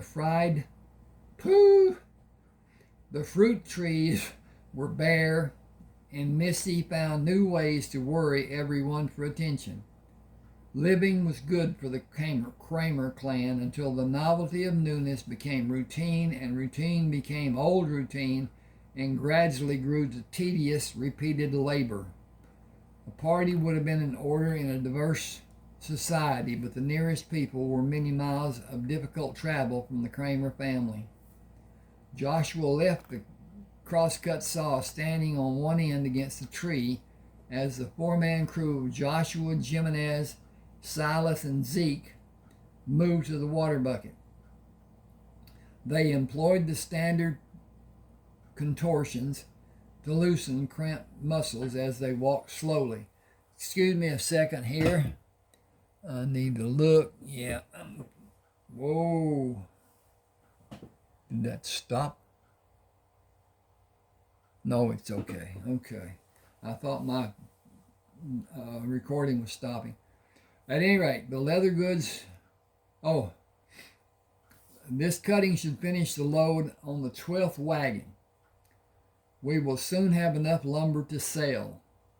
The leather goods will bring a good price. I have no reason to believe the powder will not also. There are several partially broken horses. The young mules are only eating our profits. It will soon be time to make a discovery trip south of the bayou and try to locate someone who might be able to trade for or buy the things we have. We will take the horses and mules to sell on the first trip and take the wagons with the forged and manufactured items for sale to the local people or to a store or perhaps to a blacksmith. For the second trip, we will load all the wagons which do not have wood on them with the other items and use the older mules which we need to sell to pull half of the wagons. If the wagons are not sold, they will be double hitched to be pulled back to the farm by the younger mules. Eli has barrels and half barrels which can be sold. We will stuff any cracks and fill the wagon with corn to a few inches below the top of the sideboard. Then put the half barrels upside down and work them into the corn. Crowd them in and let them support the barrels we place on top of them. Fill those barrels with corn and just float the top of the barrel. That should be the cover. That should be the cover. Float the cover. Dink, dink, dink. Just float the cover of the barrel. The lids for the half barrels will be pushed on edge into the corn. We will be careful not to overload as we will not have many places to carry extra axles other than the ones with the spare tongue under the wagon. I believe there will be a large demand for flour, and we can sell or trade small portions to individuals, and perhaps we will find a store to sell to at a later time. We have much that people want. Robert and his crew will have 8 or 9 wagons finished before we come back. That will give us a total of 26 or 27 wagons. We will sell most, if not all of them, if the price is right. Daniel and George and the carpentry crew will have been especially busy. Excuse me, I'm going to back up here. Daniel and George and the carpenter crew have been especially busy and built cabinets and doors that can be sold. There are 3 wagons loaded with doors and 5 loads of cabinets. A bridge over the river is being planned as it is needed. Our cuts which widen the streams Our cuts which widen the crossing of the streams allow us free passage, and we have little trouble crossing the river in the winter. But in the late spring and summer, the water level rises and it is better to have a bridge and not need to float our wagons. A safeguard to prevent logs floating into the bridge and harm it will be built. It needs to be done while the water level is down. It will give us all a time away from what we do every day. That respite is sorely needed. We are going to do an inventory tomorrow and let everyone have a desired and well-deserved rest. I realize it's impossible for some of our people to just relax, but we are all overworked and deserving of a short rest. We have accomplished quite a day. We have accomplished quite a lot today. Secure the tools and whatever needs to be picked up and end our workday. I want to talk to William's crew and see how the sawmill mules are holding up. Jimenez, I could stand a little company. Would you please bring 2 mounts and meet me at the grist mill? We will do a survey of our holdings. I'd purely love it. Who's going to walk over there with you? I must be more tired than I thought. I have become so secure here. Silas, would you mind walking over with me? I wouldn't mind, but there's a woman with long blonde hair that's likely to pull mine out if I go off with you and she don't know where you're gone. And Clarissa is likely to help her. I'll do what you want done, but please consider my hair. Joshua laughed. I had to look to see if Clarissa was speaking to me. You are absolutely correct. I should consider your hair. I should consider my wife and all my family members. I have become too content here. This past year and a half has given me such rich rewards, and I have been so content that I have lost an awareness of the possible danger. The woodsman's sharpness of senses, which I worked so diligently to develop, have dissipated rather than grown. I must reverse the process, for we are going into the lair. When we are at the settlement to the south, let us gather all that is needed and sally forth to the awaiting damsels. Silas stared at Joshua. That's more words for me to learn than any time I can remember. Can you say them again when Clarissa and Jeanette can help me? I will do that and even more. I will tell you what they mean as we go to see those two lovelies and give you examples of use in a different context. What do that mean? Context. As a sample, the word mean. How many ways can it be used? I can think of two ways. Mean is a cruel and mean is in telling what something tells. That telling is denotation. There are more meanings such as the middle or being neither high nor low but average. Also a description of a person's intention, what you are meaning to accomplish or trying to do. It is a manner of word usage that shows the context or meaning of the word or even the usage of the sentence. Silas pulled on Joshua's arms. There's a passel of wagons on the road up on the south hill. I see the canvas of 9. Nobody is supposed to be bringing grain to the mill. What should we do? Arm the men and ring the alarm. I doubt that someone would attack from a wagon, but we need to be ready. It is possible the wagons have men concealed inside. We will move toward the wagons and use the trees as cover. Bring all the men who are supposed to come and be certain the others have been given the signal so they alert for an attack. Quickly now. It is probably someone who has not made contact with us or just traveling through, and perhaps they are lost. We will be ready no matter what. The guards have not made an alarm to warn us, so I believe the wagons just arrived. Taylor and James are already coming to the trees, and they have fired a warning. They have not fired a warning. It must be that the travelers seem to be friendly. For safety, act as though they are not. Ringing an iron tire suspended by 2 chains sounded the alarm. Surrounded. I must be tired. I'm going to look at this for a second, see what's what. And so I got a few minutes. Okay. Trying to make this, and people have asked for longer videos so they can clean house and do their chores and do whatever and have their phone nearby or possibly their earbud. And I think they can get 30 feet away from it or something like that, and the earbud will still work. So at any rate, they want them longer, and I'm trying to be adapted, I guess you'd say. And at any rate, this has not reached the time that I had considered to do yet.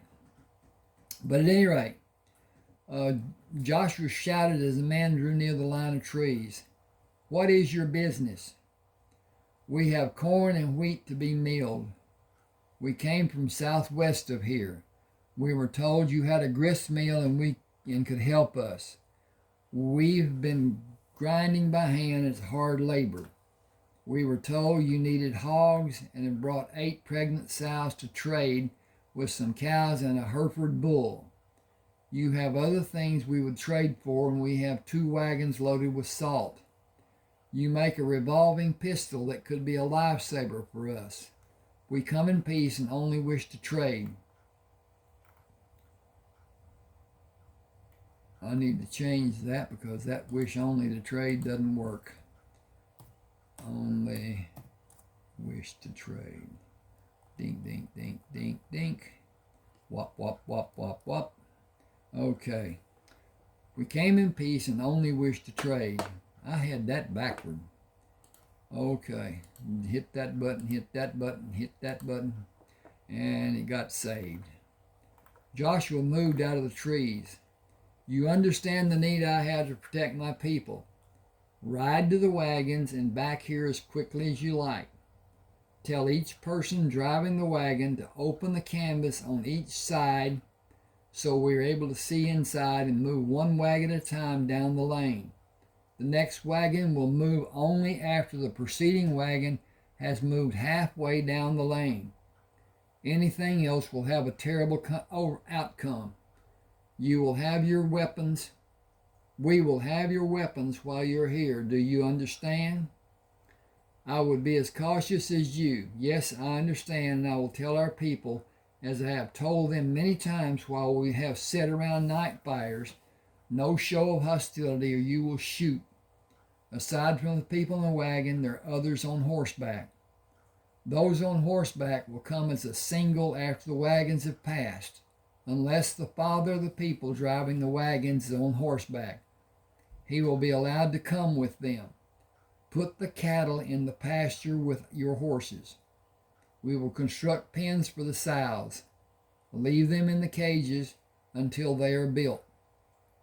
The animals be kept away from our animals for a length of time.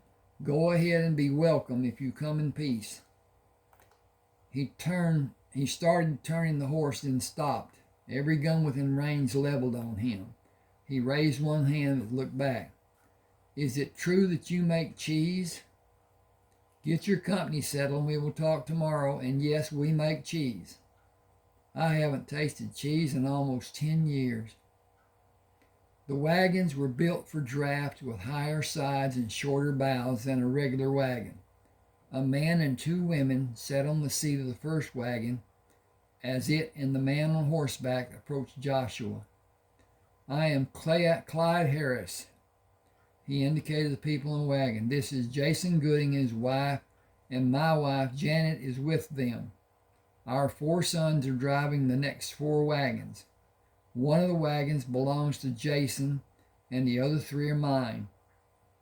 Every wagon has at least 3 people riding, at least 2 people riding horses with it. Most of the older boys on horseback are herding the cattle.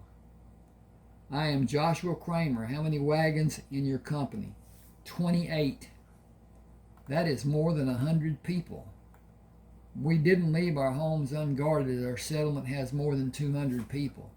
We have needs that you may be able to help us with. Anyway, we felt it would be safer with a large number making the trip. We will camp separate from you and have our own food. 20 of the wagons are loaded with grain. Joshua said, you will need to move the wagons to the grass in front of this tree line. Sheep have been in the pasture until recently, and the grass is short. The horses will require grass, and you will put them across the lane in the next pasture that fronts the road. There are guards, but I want 4 or 5 of your grown men with your horses at all times. The others will stay with the wagons. No individual is allowed into our compound unaccompanied. Wow. Not one single individual. Do I make myself clear? Anyone coming in alone will be considered hostile. Man or woman, and none of my people will come to your camp. There is a stream across the road where you can get water or bathe or wash clothes. Lines have been stretched for hanging clothes. There is also a house for toiletries. You will dig a new location before leaving, moving the house over the new hole and cover the open hole with a heaping mound of dirt. Who is your leader? Clyde was not prepared for such a question as he stammered. We don't have anyone we call our leader. We all make our own choices. Jason leaned out of the wagon. It was Clyde's idea to get us here. It's been him who has kept us going. He's about as close a leader as we have. Joshua smiled. He is now your leader by virtue of his bravery. He was the one who rode down this lane and met us. He and you will share responsibility for your group. Tomorrow I will come here and call for the two of you to meet me. We will talk until we have an understanding. Then others can talk to a man of their choosing and remain with our man until each of you are safely brought back to this place to return to your cook fires. The children who are less than 13 years of age will be left in your camp until arrangements are made for them. Your women can come as a group tomorrow, but the men will always be separate and have one of our men with him. We will handle any problem in the most severe manner possible. Your visit may be to our mutual advantage, but my concern is only for my people's safety. You handle anything more with your people. We will give aid that is both safe and needed, with emphasis on safe. Is that understood? Emphasis on safety. Yep. That's not right. They don't spell safety that way.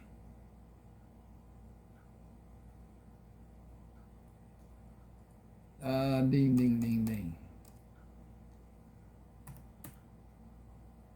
Where am I?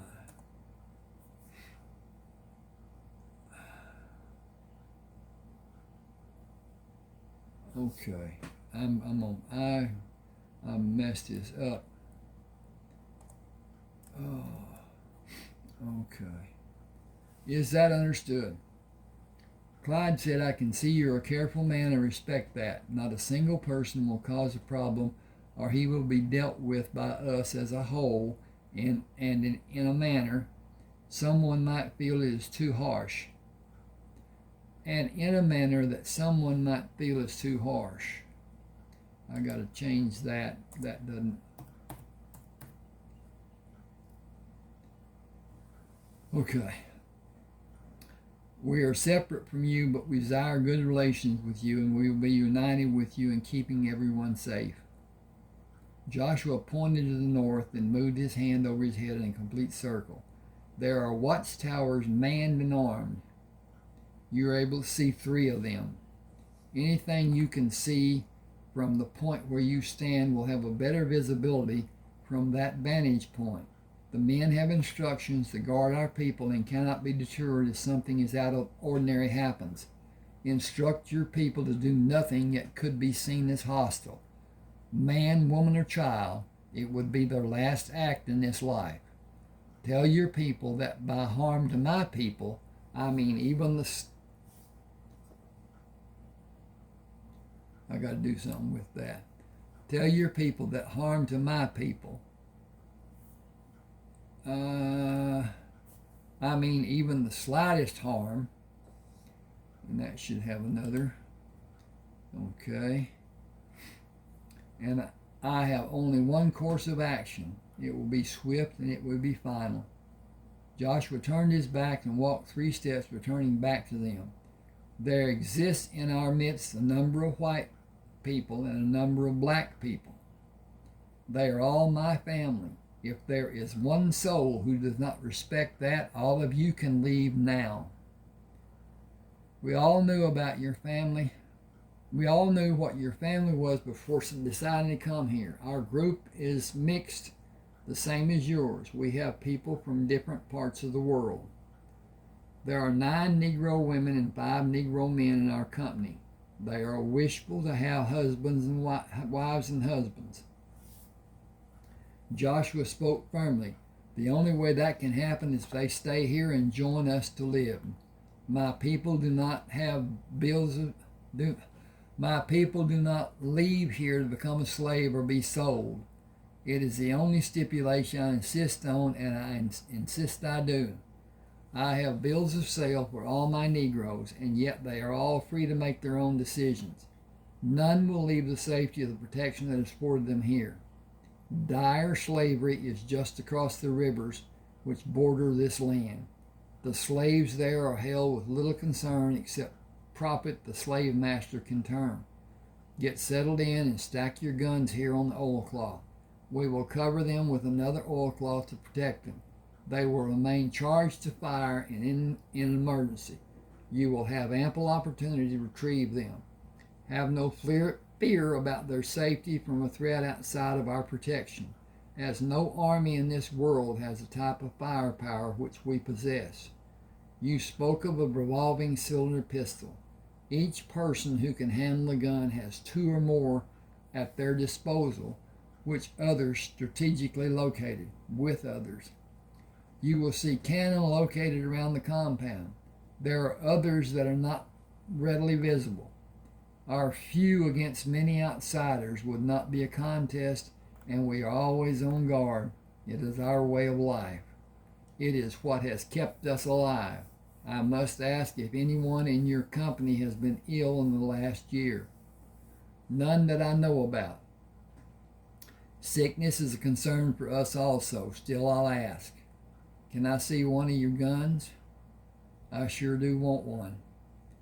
We have all the iron ore that you could possibly ever want, and we can bring you elements to make gunpowder. We just don't know how to make it safely. William Kendall was blown to smithereens trying to make it, and nobody has been fool enough to try since he died. The iron ore is just laying on the ground and just under the surface of the ground and can be picked out. We cannot make anything from it and don't have tooling to make anything if we could melt it down. We sure don't have anything that will make enough heat to do that. Joshua motioned with one hand. We have a man who brings iron ore. Must be Bill Moore. He traded for some but wouldn't say where it was going. He told us about a group of people living here, but it was Harry Turner who told us about your grist mill and guns. Harry was our first visitor. For safety, we usually allow less than 10 wagons to be here at one time. I have known for some time that this will eventually happen. Clyde said, I'm anxious to know about your guns. We all are. Using the older handgun as an example, Joshua hesitantly explained, the pistol fires an oddly shaped piece of lead. It is not the round ball you are accustomed to shooting. It was round on the front and cylindrical on the sides and flat on the rear. Each projectile is calibrated to fit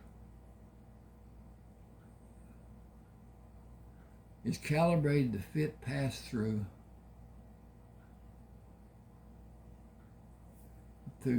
is probably to fit and pass through the barrel. Bore of the barrel. Whew. The chamber it is housed in has a large charge of powder. The housing pinches down to barrel size and lines up with the barrel and locks into place when it is turned, placing the lead in line and contacting the core of the barrel. There is a reservoir which is sealed off with a thin amount of beeswax, which is covered by a layer of chemicals. The mixture of the layer of chemicals is lighted and in turn lights the powder.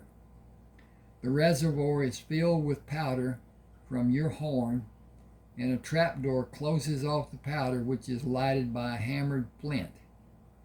The exploding force is much greater than any gun I've seen. The barrel is bored to twist, and the projectile spins rapidly when it leaves the barrel, giving greater range and accuracy than you have ever seen. Which brings me to ask, how will you reload the guns without powder and lead?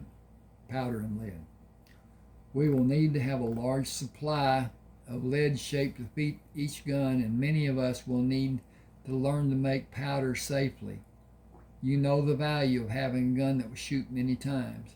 With a gun like that, a miss is not so terrible, and a wounded beast is not such a danger.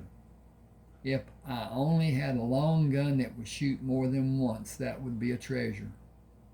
Joshua's countenance became grave.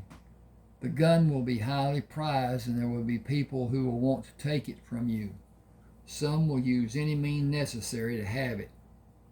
We spoke about that and devised a plan to leave our homes, to visit other places as a group and never alone. A man alone could certainly be killed for a gun like that. Joshua considered the plan to be weak and warned. There are several men who do the iron work and several who do the casting and machining. I am the only person who knows all the mechanics of making the iron, casting the pieces, and machining the final workings. It would do no good for someone to abduct anyone but me to learn how the guns are produced, and I would die before telling. Too many lives are at stake. The contents for making the guns are valuable and difficult to find, and production of those individual parts are also difficult. The individual guns may take many days to produce. If we let you have even one, it will be expensive. Clyde shook his head. My life and the lives of those I care about are worth any price you may ask. We brought gold and goods and livestock to trade. We need the grain to be ground, but the grinding was an excuse. We need the guns. Our lives depend on it. Hang on just a second, please. And I'm going to see if it's still, it's working. I'll get through this and quit. Okay. You cleaned out a nest of rat snakes when you came here. The whole world knows about it. We are being threatened and needs the guns. They are the biggest reason why we came. The grain was to keep the women from worrying. We do need the grinding done. We were told you make all sizes of barrels. We will need to have barrels from you to take the cornmeal and flour back home. We are not able to farm as a single person should, and our harvest is smaller because the bandits are always coming up from Mexico. The guns will give us the safety to be in adjoining fields and be able to come together and defend against them. They have many guns, but 2 of your guns will do more harm than 8 or 10 of theirs. One skirmish and they will leave us for easier pickings. An armed band to rout the murderers has already been discussed. They would be paid to travel the ranges and find the bandits. A collection from the people would pay them. Mexican bandits will always be a problem just because we have more than they do and simply because some men would rather steal than work. A strong force is needed to put fear in them. 30 of your guns will do that. It is more than we will be able to let you have, only 10 or 12. You can come back in a few months and have more. Clyde said, it's what will have to be. We hope to have more. Half of the wagons carrying grain have the bottom quarter loaded with iron ore. It is little for you and it's much for us. If we cannot get the guns now, we are prepared to leave the ore as a start toward that end. We are prepared to leave men to assist in producing them. We will do almost anything to get the guns. We need firepower to stop the bandits, or many of us will die. He stopped and looked at Joshua. We have good land for farming and pastures for our livestock, and we're going to stay and defend our farms and our families. We will take whatever guns we can get and be glad for them. A man having 2 guns to shoot, using a man to prime the extra gun will be enough against a small band. The bands have become larger and braver. We will in time become stronger in firepower and turn away any force that may come. Will you fashion cannons for us? I was going to suggest it. Do you have a tower or hill to fire from, and do you have someone who is schooled in the workings of cannon?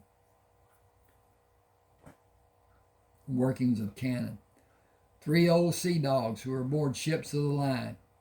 They are some of those who would stay and help with the blacksmithing and bring the artillery to us when it is completed. 3 of the Negroes are blacksmiths. Joshua turned to Jimenez. Come with me and let the others stay here until the people are settled. Silas, see the collection and care of their weapons. Ezra, post pairs for guards. After the people are settled, then come in. We will assign guard shifts. This is a mixed blessing, as we need the change these people will bring, but our life will seem very dull after they are gone. He turned back to Clyde Harris. Get your people comfortable, and I'll meet you and Jason here after breakfast tomorrow. Comfort your people and have no fear, as they are safe here. Clyde removed his hat. We are beholden to you. Rest assured there will be no trouble between us. Good night, Mr. Crammer. The three people in the wagon which waved and said good night as Joshua and Jimenez. The three people in the wagon each waved and said good night as Joshua and Jimenez walked away. Jeremiah ran to Joshua to take his gun when Jeanette walked out to meet them, holding Sherman's hand. Are you going to have people come to see us, Papa? Joshua took him in his arms and kissed Jeanette. He turned and held Sherman at arm's length in the air. We certainly are. Placing Sherman on the ground, Joshua watched as he ran to others, shouting about visitors. Joshua took Jeanette's hand and started toward the others.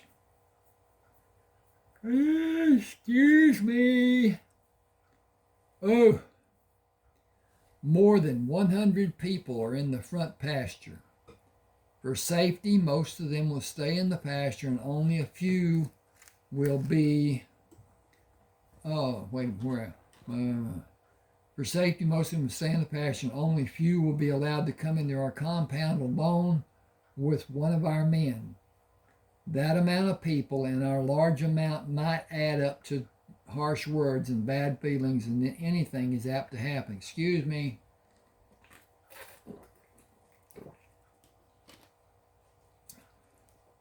I said I would allow the women to come in as a body, but I felt it was best to shelter all of you from the men. There are 14 Negroes among them. All 14 are searching for mates.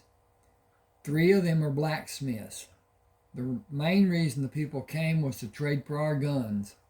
I refrained from speaking about the long guns. We will keep them from sight while those people are here. She pulled Joshua around to face her. You know my feelings about helping people who are in need. He took her other hand. The long guns are a danger for us if they are in the wrong hands. They aren't if we are here, because we have the advantage of the towers. The only advantage they give is the great distance they shoot, and they need to be supported to have accuracy. Anything less in their length makes them a burden. True, but we will not always be here. We must sell the timber products and whatever extra we have, and that means we will travel. We're going to let them have different sized cannons. They will be a strong threat to a large group that is tightly bunched. It is all we can safely do. She persisted. Even though it might mean we come into danger, I would rather save many lives than be selfish and save my own. I will meet those people in our life after we leave this earth and be required to justify why I did nothing to save their lives and their children's lives. Will I turn to my husband and ask for an answer? I know the responsibility I bear. Who will I answer to when the great book is open? The people I wronged, or if I do not allow the purchase of weapons, or my own people for allowing the weapons to be used on them? I conceived the monsters. I sought the material to form them. I alone bear the guilt of commission and omission. We will have the evening meal, and then a council with the people who are at the tables, and then those who come in for a late meal. We will let all of the people voice their opinion. I will still bear the guilt in the final outcome as head of our house. Excuse me. Will you stand with me and make it our decision and not mine alone? Jeanette was firm. I will, but let us put it before the whole group and see what each have to say. Then you and I will bear the guilt by making the final decision for us and all our people. He said, I will do that, but only after everyone understands the grave danger of allowing dishonest people the possession of our guns. There was much talk at the tables about the visiting people. Joshua ate lightly and then stood and walked around the tables. We have a decision to make. The new arrivals want guns to defend their homes. It is an admirable endeavor and one that I applaud, while I wonder if that is all they want to do. The founding fathers of the United States some 50-odd years ago were upset about taxes levied on the people by the British government. It turned from protest to war, with many people being killed.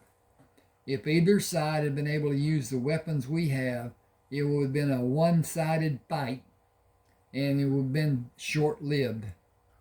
Neither side thought to have smaller cannons to have an easily handled weapon. Neither side had handguns that would shoot more than once. Neither side had guns with a twisting bored-out barrel that shot as accurate as our guns. Many men were killed when another man was the original target, because the old guns shot in a truly inaccurate manner and at inaccurate distances. Even the smallest amount of wind caused the shot to falter or stray from its original path. The people who are camped across the tree line want our guns. Should we let them have more than just a few handguns and keep the long guns hidden from their sight? Before you try to answer, I want to have a roundhouse discussion with my family. Largest to smallest is going to be heard. Missy, will you come to be with me? Sherman may join us. Each child we come to may join us. I like having you with me, and your presence calms me. Excuse me a second, I got a eye problem. Okay. We're going to walk slowly. We're going to walk slowly. We're going to walk around my beloved people, and when we are finished, the largest down to the smallest will have as much understanding as we being a group can impart.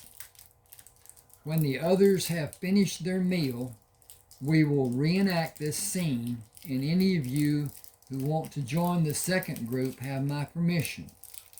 There is always the danger of our guns being turned on us. It is always the danger that one of our guns could cause the death of a person or our family be blamed for the death, and vengeance needs satisfaction. Vengeance in that case is defined as vindication, a person needing to kill those responsible to satisfy the dead person. Hang with me just a second. It could be that the guns will be taken from those we allow to have them, and the new possessors. I thought processors. The new possessors will come here to gain more guns. We would all be in very grave danger. We use our guns for hunting and defense. We will defend ourselves and our property. We have not had reason to do that, and hopefully we never will. But we must always be prepared. Also, considering someone having our guns to copy. Consider someone having our guns to copy. We are the only ones possessing the ability to make the individual guns. If we allow others to have the guns and reproduce them, it increases the threat to our safety. With those thoughts in your mind, we come to the plight of our visitors. Bandits are coming against them. Most of them are Mexican.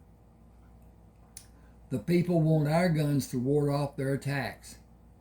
At least that is what they told me. I have no reason to not believe what they say is true. I have no reason to believe what they say. I have no reason to believe what they say is true. Just a minute. I have no reason to not believe what they say is true. I have no reason to believe I have no reason to believe what they say is true. Okay. I have no reason to not believe what they say is true. I have no reason to believe what they say is true. Missy stopped in front of. Yes, Missy, I made what seems to be conflicting statements. And I'm glad you're listening, as others most certainly were. I have no reason to believe anything. Not pro or con, or for or against, or yes or no. Whereas if I believe and do not think for myself, it is myself I am fooling, and the person trying to lead me astray has no hard labor to make me believe. I would rather make that person trap himself by delving into the story and have it be told over and over than see if he mentally trips by telling it differently than it was previously stated. That is the problem with an untruth. It is difficult to tell the same untruth several times the same way. Just as Missy caught what I said something that seemed wrong, the tale begins to sound wrong if it is, and the story is told over and over. It becomes quite clear as being less than true, or wholeheartedly true, or wholeheartedly untrue. If one part seems foul, the whole story probably is. The people come telling that they are under attack from bands roaming the country, yet they are here and not protecting their homes. Excuse me a second. I've got a tiny problem.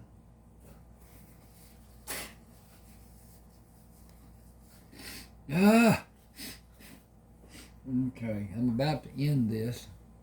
I'm going to get through this part and then I will. Perhaps the people left behind are such numbers that they can hold off a small band of dishonest men. Perhaps the people who come here are concerned that the numbers will eventually not be enough as the bands become larger and braver and better armed. It is not known to us what is true.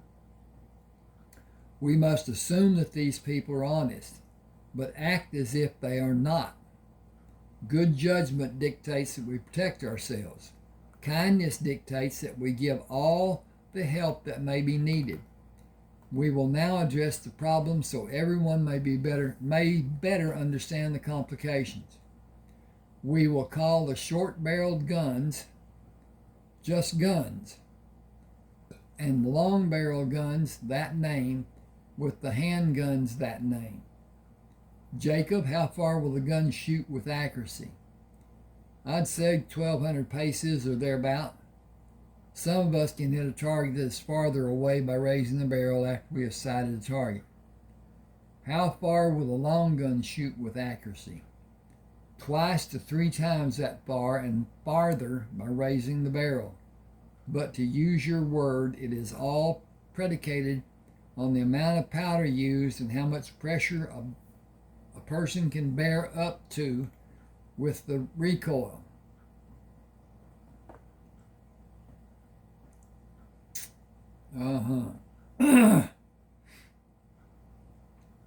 Well, anyway, they're talking, so it will be whatever it is. The longer gun will shoot 24 to 3,600 paces. The lead might hit the target before someone near the target could hear the report of the gun being fired. Yes, sir. Fired from one of the towers, it'll surely do that and shoot even farther. We shoot and hit targets before those watching for safety heard the sound from the gun. I would not think about giving those guns to anyone outside our family. I can sit in the tower at the corner of our compound and easily shoot a deer that is grazing in the far pasture and shoot another before the whole herd becomes alarmed, and maybe a third before they all take to the woods. Robert and me and Jacob each killed 2 apiece that way at the same time. I like the gun I fashioned that is longer than the short gun and shorter than the long gun. It is light enough to carry, has enough range to be useful to me. The short gun is a good gun and not heavy, but gives up distance of shooting. My gun is light enough for me to carry and not get tired and still have enough firepower for a distant shot. A smaller man might get tired before the hunt is over carrying my gun. The long gun has to be braced or shot very fast from a standing position. It will kick the fool out of a person who holds it loose. A man has to allow for the kick. You have to hold the gun firm against your shoulder or it will leave a sore spot. A man can't sight the long gun when he has it held against his shoulder and hold it steady for very long.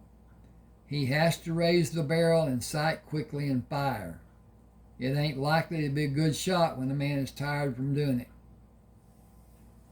Joshua waited till sure Jacob had finished. We can let them have the cannons they may want, and they have voiced a concern, a desire for cannons. They could use the cannons on us as offensive weapons, but they can get them from other sources. I want you to take a minute to think about what we will do for those people and keep in mind that they would have to say if you were one of the people on the other side of the trees. I will make the final decision, but your voice will help guide my choice. Hang with me just a second. I got to turn the page. He drew Missy from the ground and turned her to straddle his hip. Just a second, please. Okay, got a few minutes. Only a few years later, you will probably have, you're going to be a young lady when you're 10. Only a few years later, and you will probably have a child of your own. Will you remember me then? I will always remember you. Remember me in your prayers.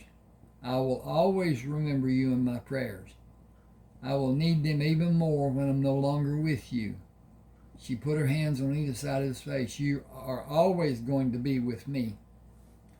I believe I will not see your firstborn, and I want you to always remember those things I've tried to teach you.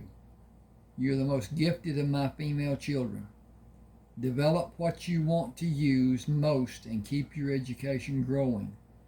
You will teach the younger children, especially Sherman and Heath. Have Ezra and Jimenez and Zeke and William help you. A strong hand will be needed for both of them after I am gone, with a mixture of kindness and understanding. William will not be able to be as kind as he would like to be with them. He will be their father figure, and they will resist him at every turn. Help him when you can. Get out of the way when you're not able to help. It may break your heart, but you must leave them to learn their lessons. Some will be brutal in your mind. Leave them and let the men teach them. I will always be with you, even though you will not see me.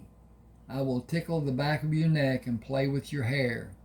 You will know I am with you.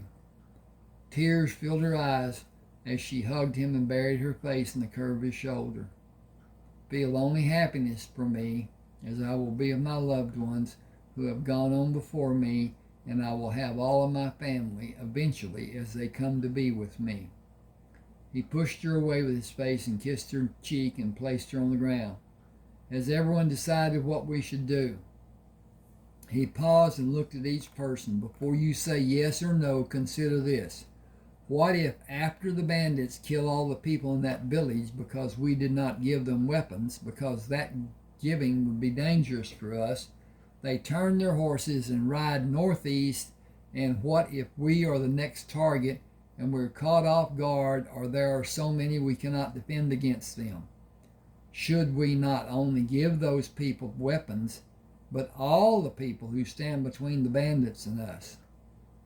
He turned and bowed to Jeanette. My beautiful wife will stand with me and address you. Jeanette handed Heath to Joshua. I have bitter news that is not related to what we were talking about. I am gaining weight. She held her hands on each side of her abdominal area, mostly here. There's another member of the Crammer clan on the way. Not now.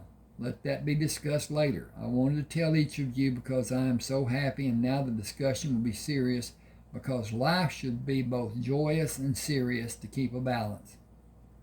We have an obligation to keep a balance in our lives and in the lives of those around us, both close and far away. Most of you remember what was happening when you came here. Althea, come here, please.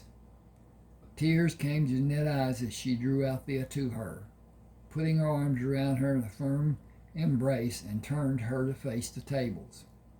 I was badly treated. Mama was, and Althea was.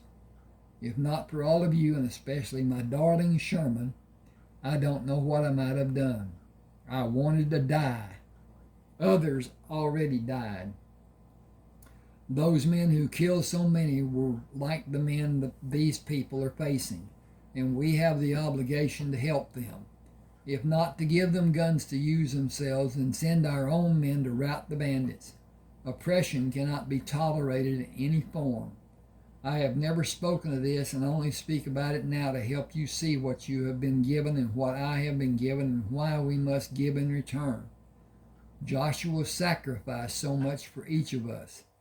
Jimenez said it so many times that I will give way to him after I speak about one other thing. It was fear that someone I loved was going to be harmed that caused me to not fight but allow those men to harm me. Let wisdom guide your thinking, and stop fear from spurning your thoughts down a path of no return. Give strong thought to the price we all must pay for being human and not being like the animals.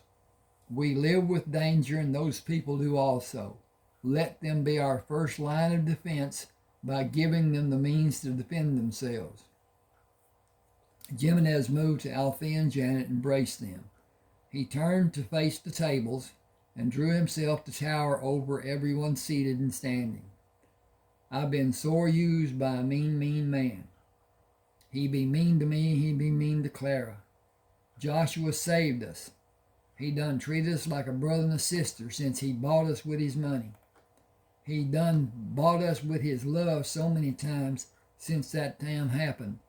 His life been our life, and we be free 'cause he done paid for our freedom. If he'd been of a mind to chain us and beat us and treat us like them slave owners in Virginia and Ohio treat they slaves, he'd have had the right, and we would have bowed and scraped. He can do it now. Don't be afraid what kind of life we might had if and he not be the kind of man he be. I was laying in my own blood, and my master was near to shooting me. Joshua bought a near-dead man, and then bought this woman who put up with me for all these years. My children's had a grand life 'cause he be who he be. You all has a grand life 'cause he be who he be. I gonna stand in front of Joshua and stop a bullet that's aimed for him. I gonna choke the life out of anyone that raises a hand to him or his, white or another. Don't make no difference. Either way, we is all his, and I gonna keep him safe, his life, his people, and all the things he owned. I see Miss Jeanette and Joshua's talking about. Them people can stop them bandits from getting to us. Them guns might be used on us, but we gonna kill a whole passel of them first. They can talk big to us, but they gotta fight sometime, and we got it all over them when the fighting starts. My say be to help what way we can, all the ways we can. I've been afeard of a lot of things in my life, but I ain't never let fear stop me. That's all I gotta say.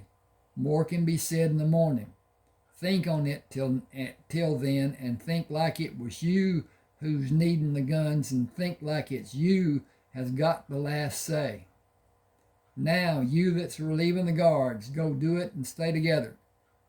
Got a full moon to see by. Signal and hold quiet. Be a ghost and making no noise. Something wrong, fire a shot, and we're going to be there before the sound from the shot fades away. 1 second after you shoot, you best not be there no more. You be gone from there. We're going to handle it after that. You that's crossed the road, if something happens, move to defend them people till they get there, till we get there. But you be watchful for them too. Some of us going to be up all night. You know what the signal be if one of us come checking on you. If you don't get the signal, move away till you know what's happening. Use them trees for cover and signal for others to help. Keep safe and keep them around you safe. You got garlic for the critters. Remember and eat it. Better you be biting, for they be biting you. Be mindful of these bears and such. The two of you got 8 shots to kill anything that comes against you. Break and reload and be ready for more. We're going to pick up the casings when it be light. Keep in mind how some of us don't stand watch like you does. But we are here and ready and watching too. Now, get and come see me when you was relieved in 2 hours. As the relief guards moved away from the table, Jones took his seat. Mark my word, the whole lot be saying to give them people the guns. They knows how safe we be from bad men coming against us, and they been taught since they was old enough to walk to show kindness and to help. They all gonna say for us to help, all of them, mark my word.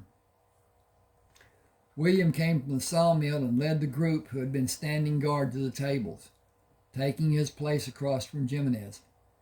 What's all the talk about guns and the new people? Joshua waved his hand. Quiet, or all the men will do is talk and not eat. Tomorrow is going to be an exciting day for most of us, and we all need nourishment. I'm going to stop here because it's long. Yes, it is. And ask for your subscriptions to my channel. Hit the like button. If you want to comment, share will be a great thing to do. At any rate, the channel is building somewhat. It's not what I'd like it to be, but it is. At any rate, you got my email address and whatever, if you have a mind to. So at any rate, I'm gonna leave do a short and leave what's this is something. I guess it's going to be redone on here. Okay, thanks for being with me. Uh-oh. The hell of it. Oh.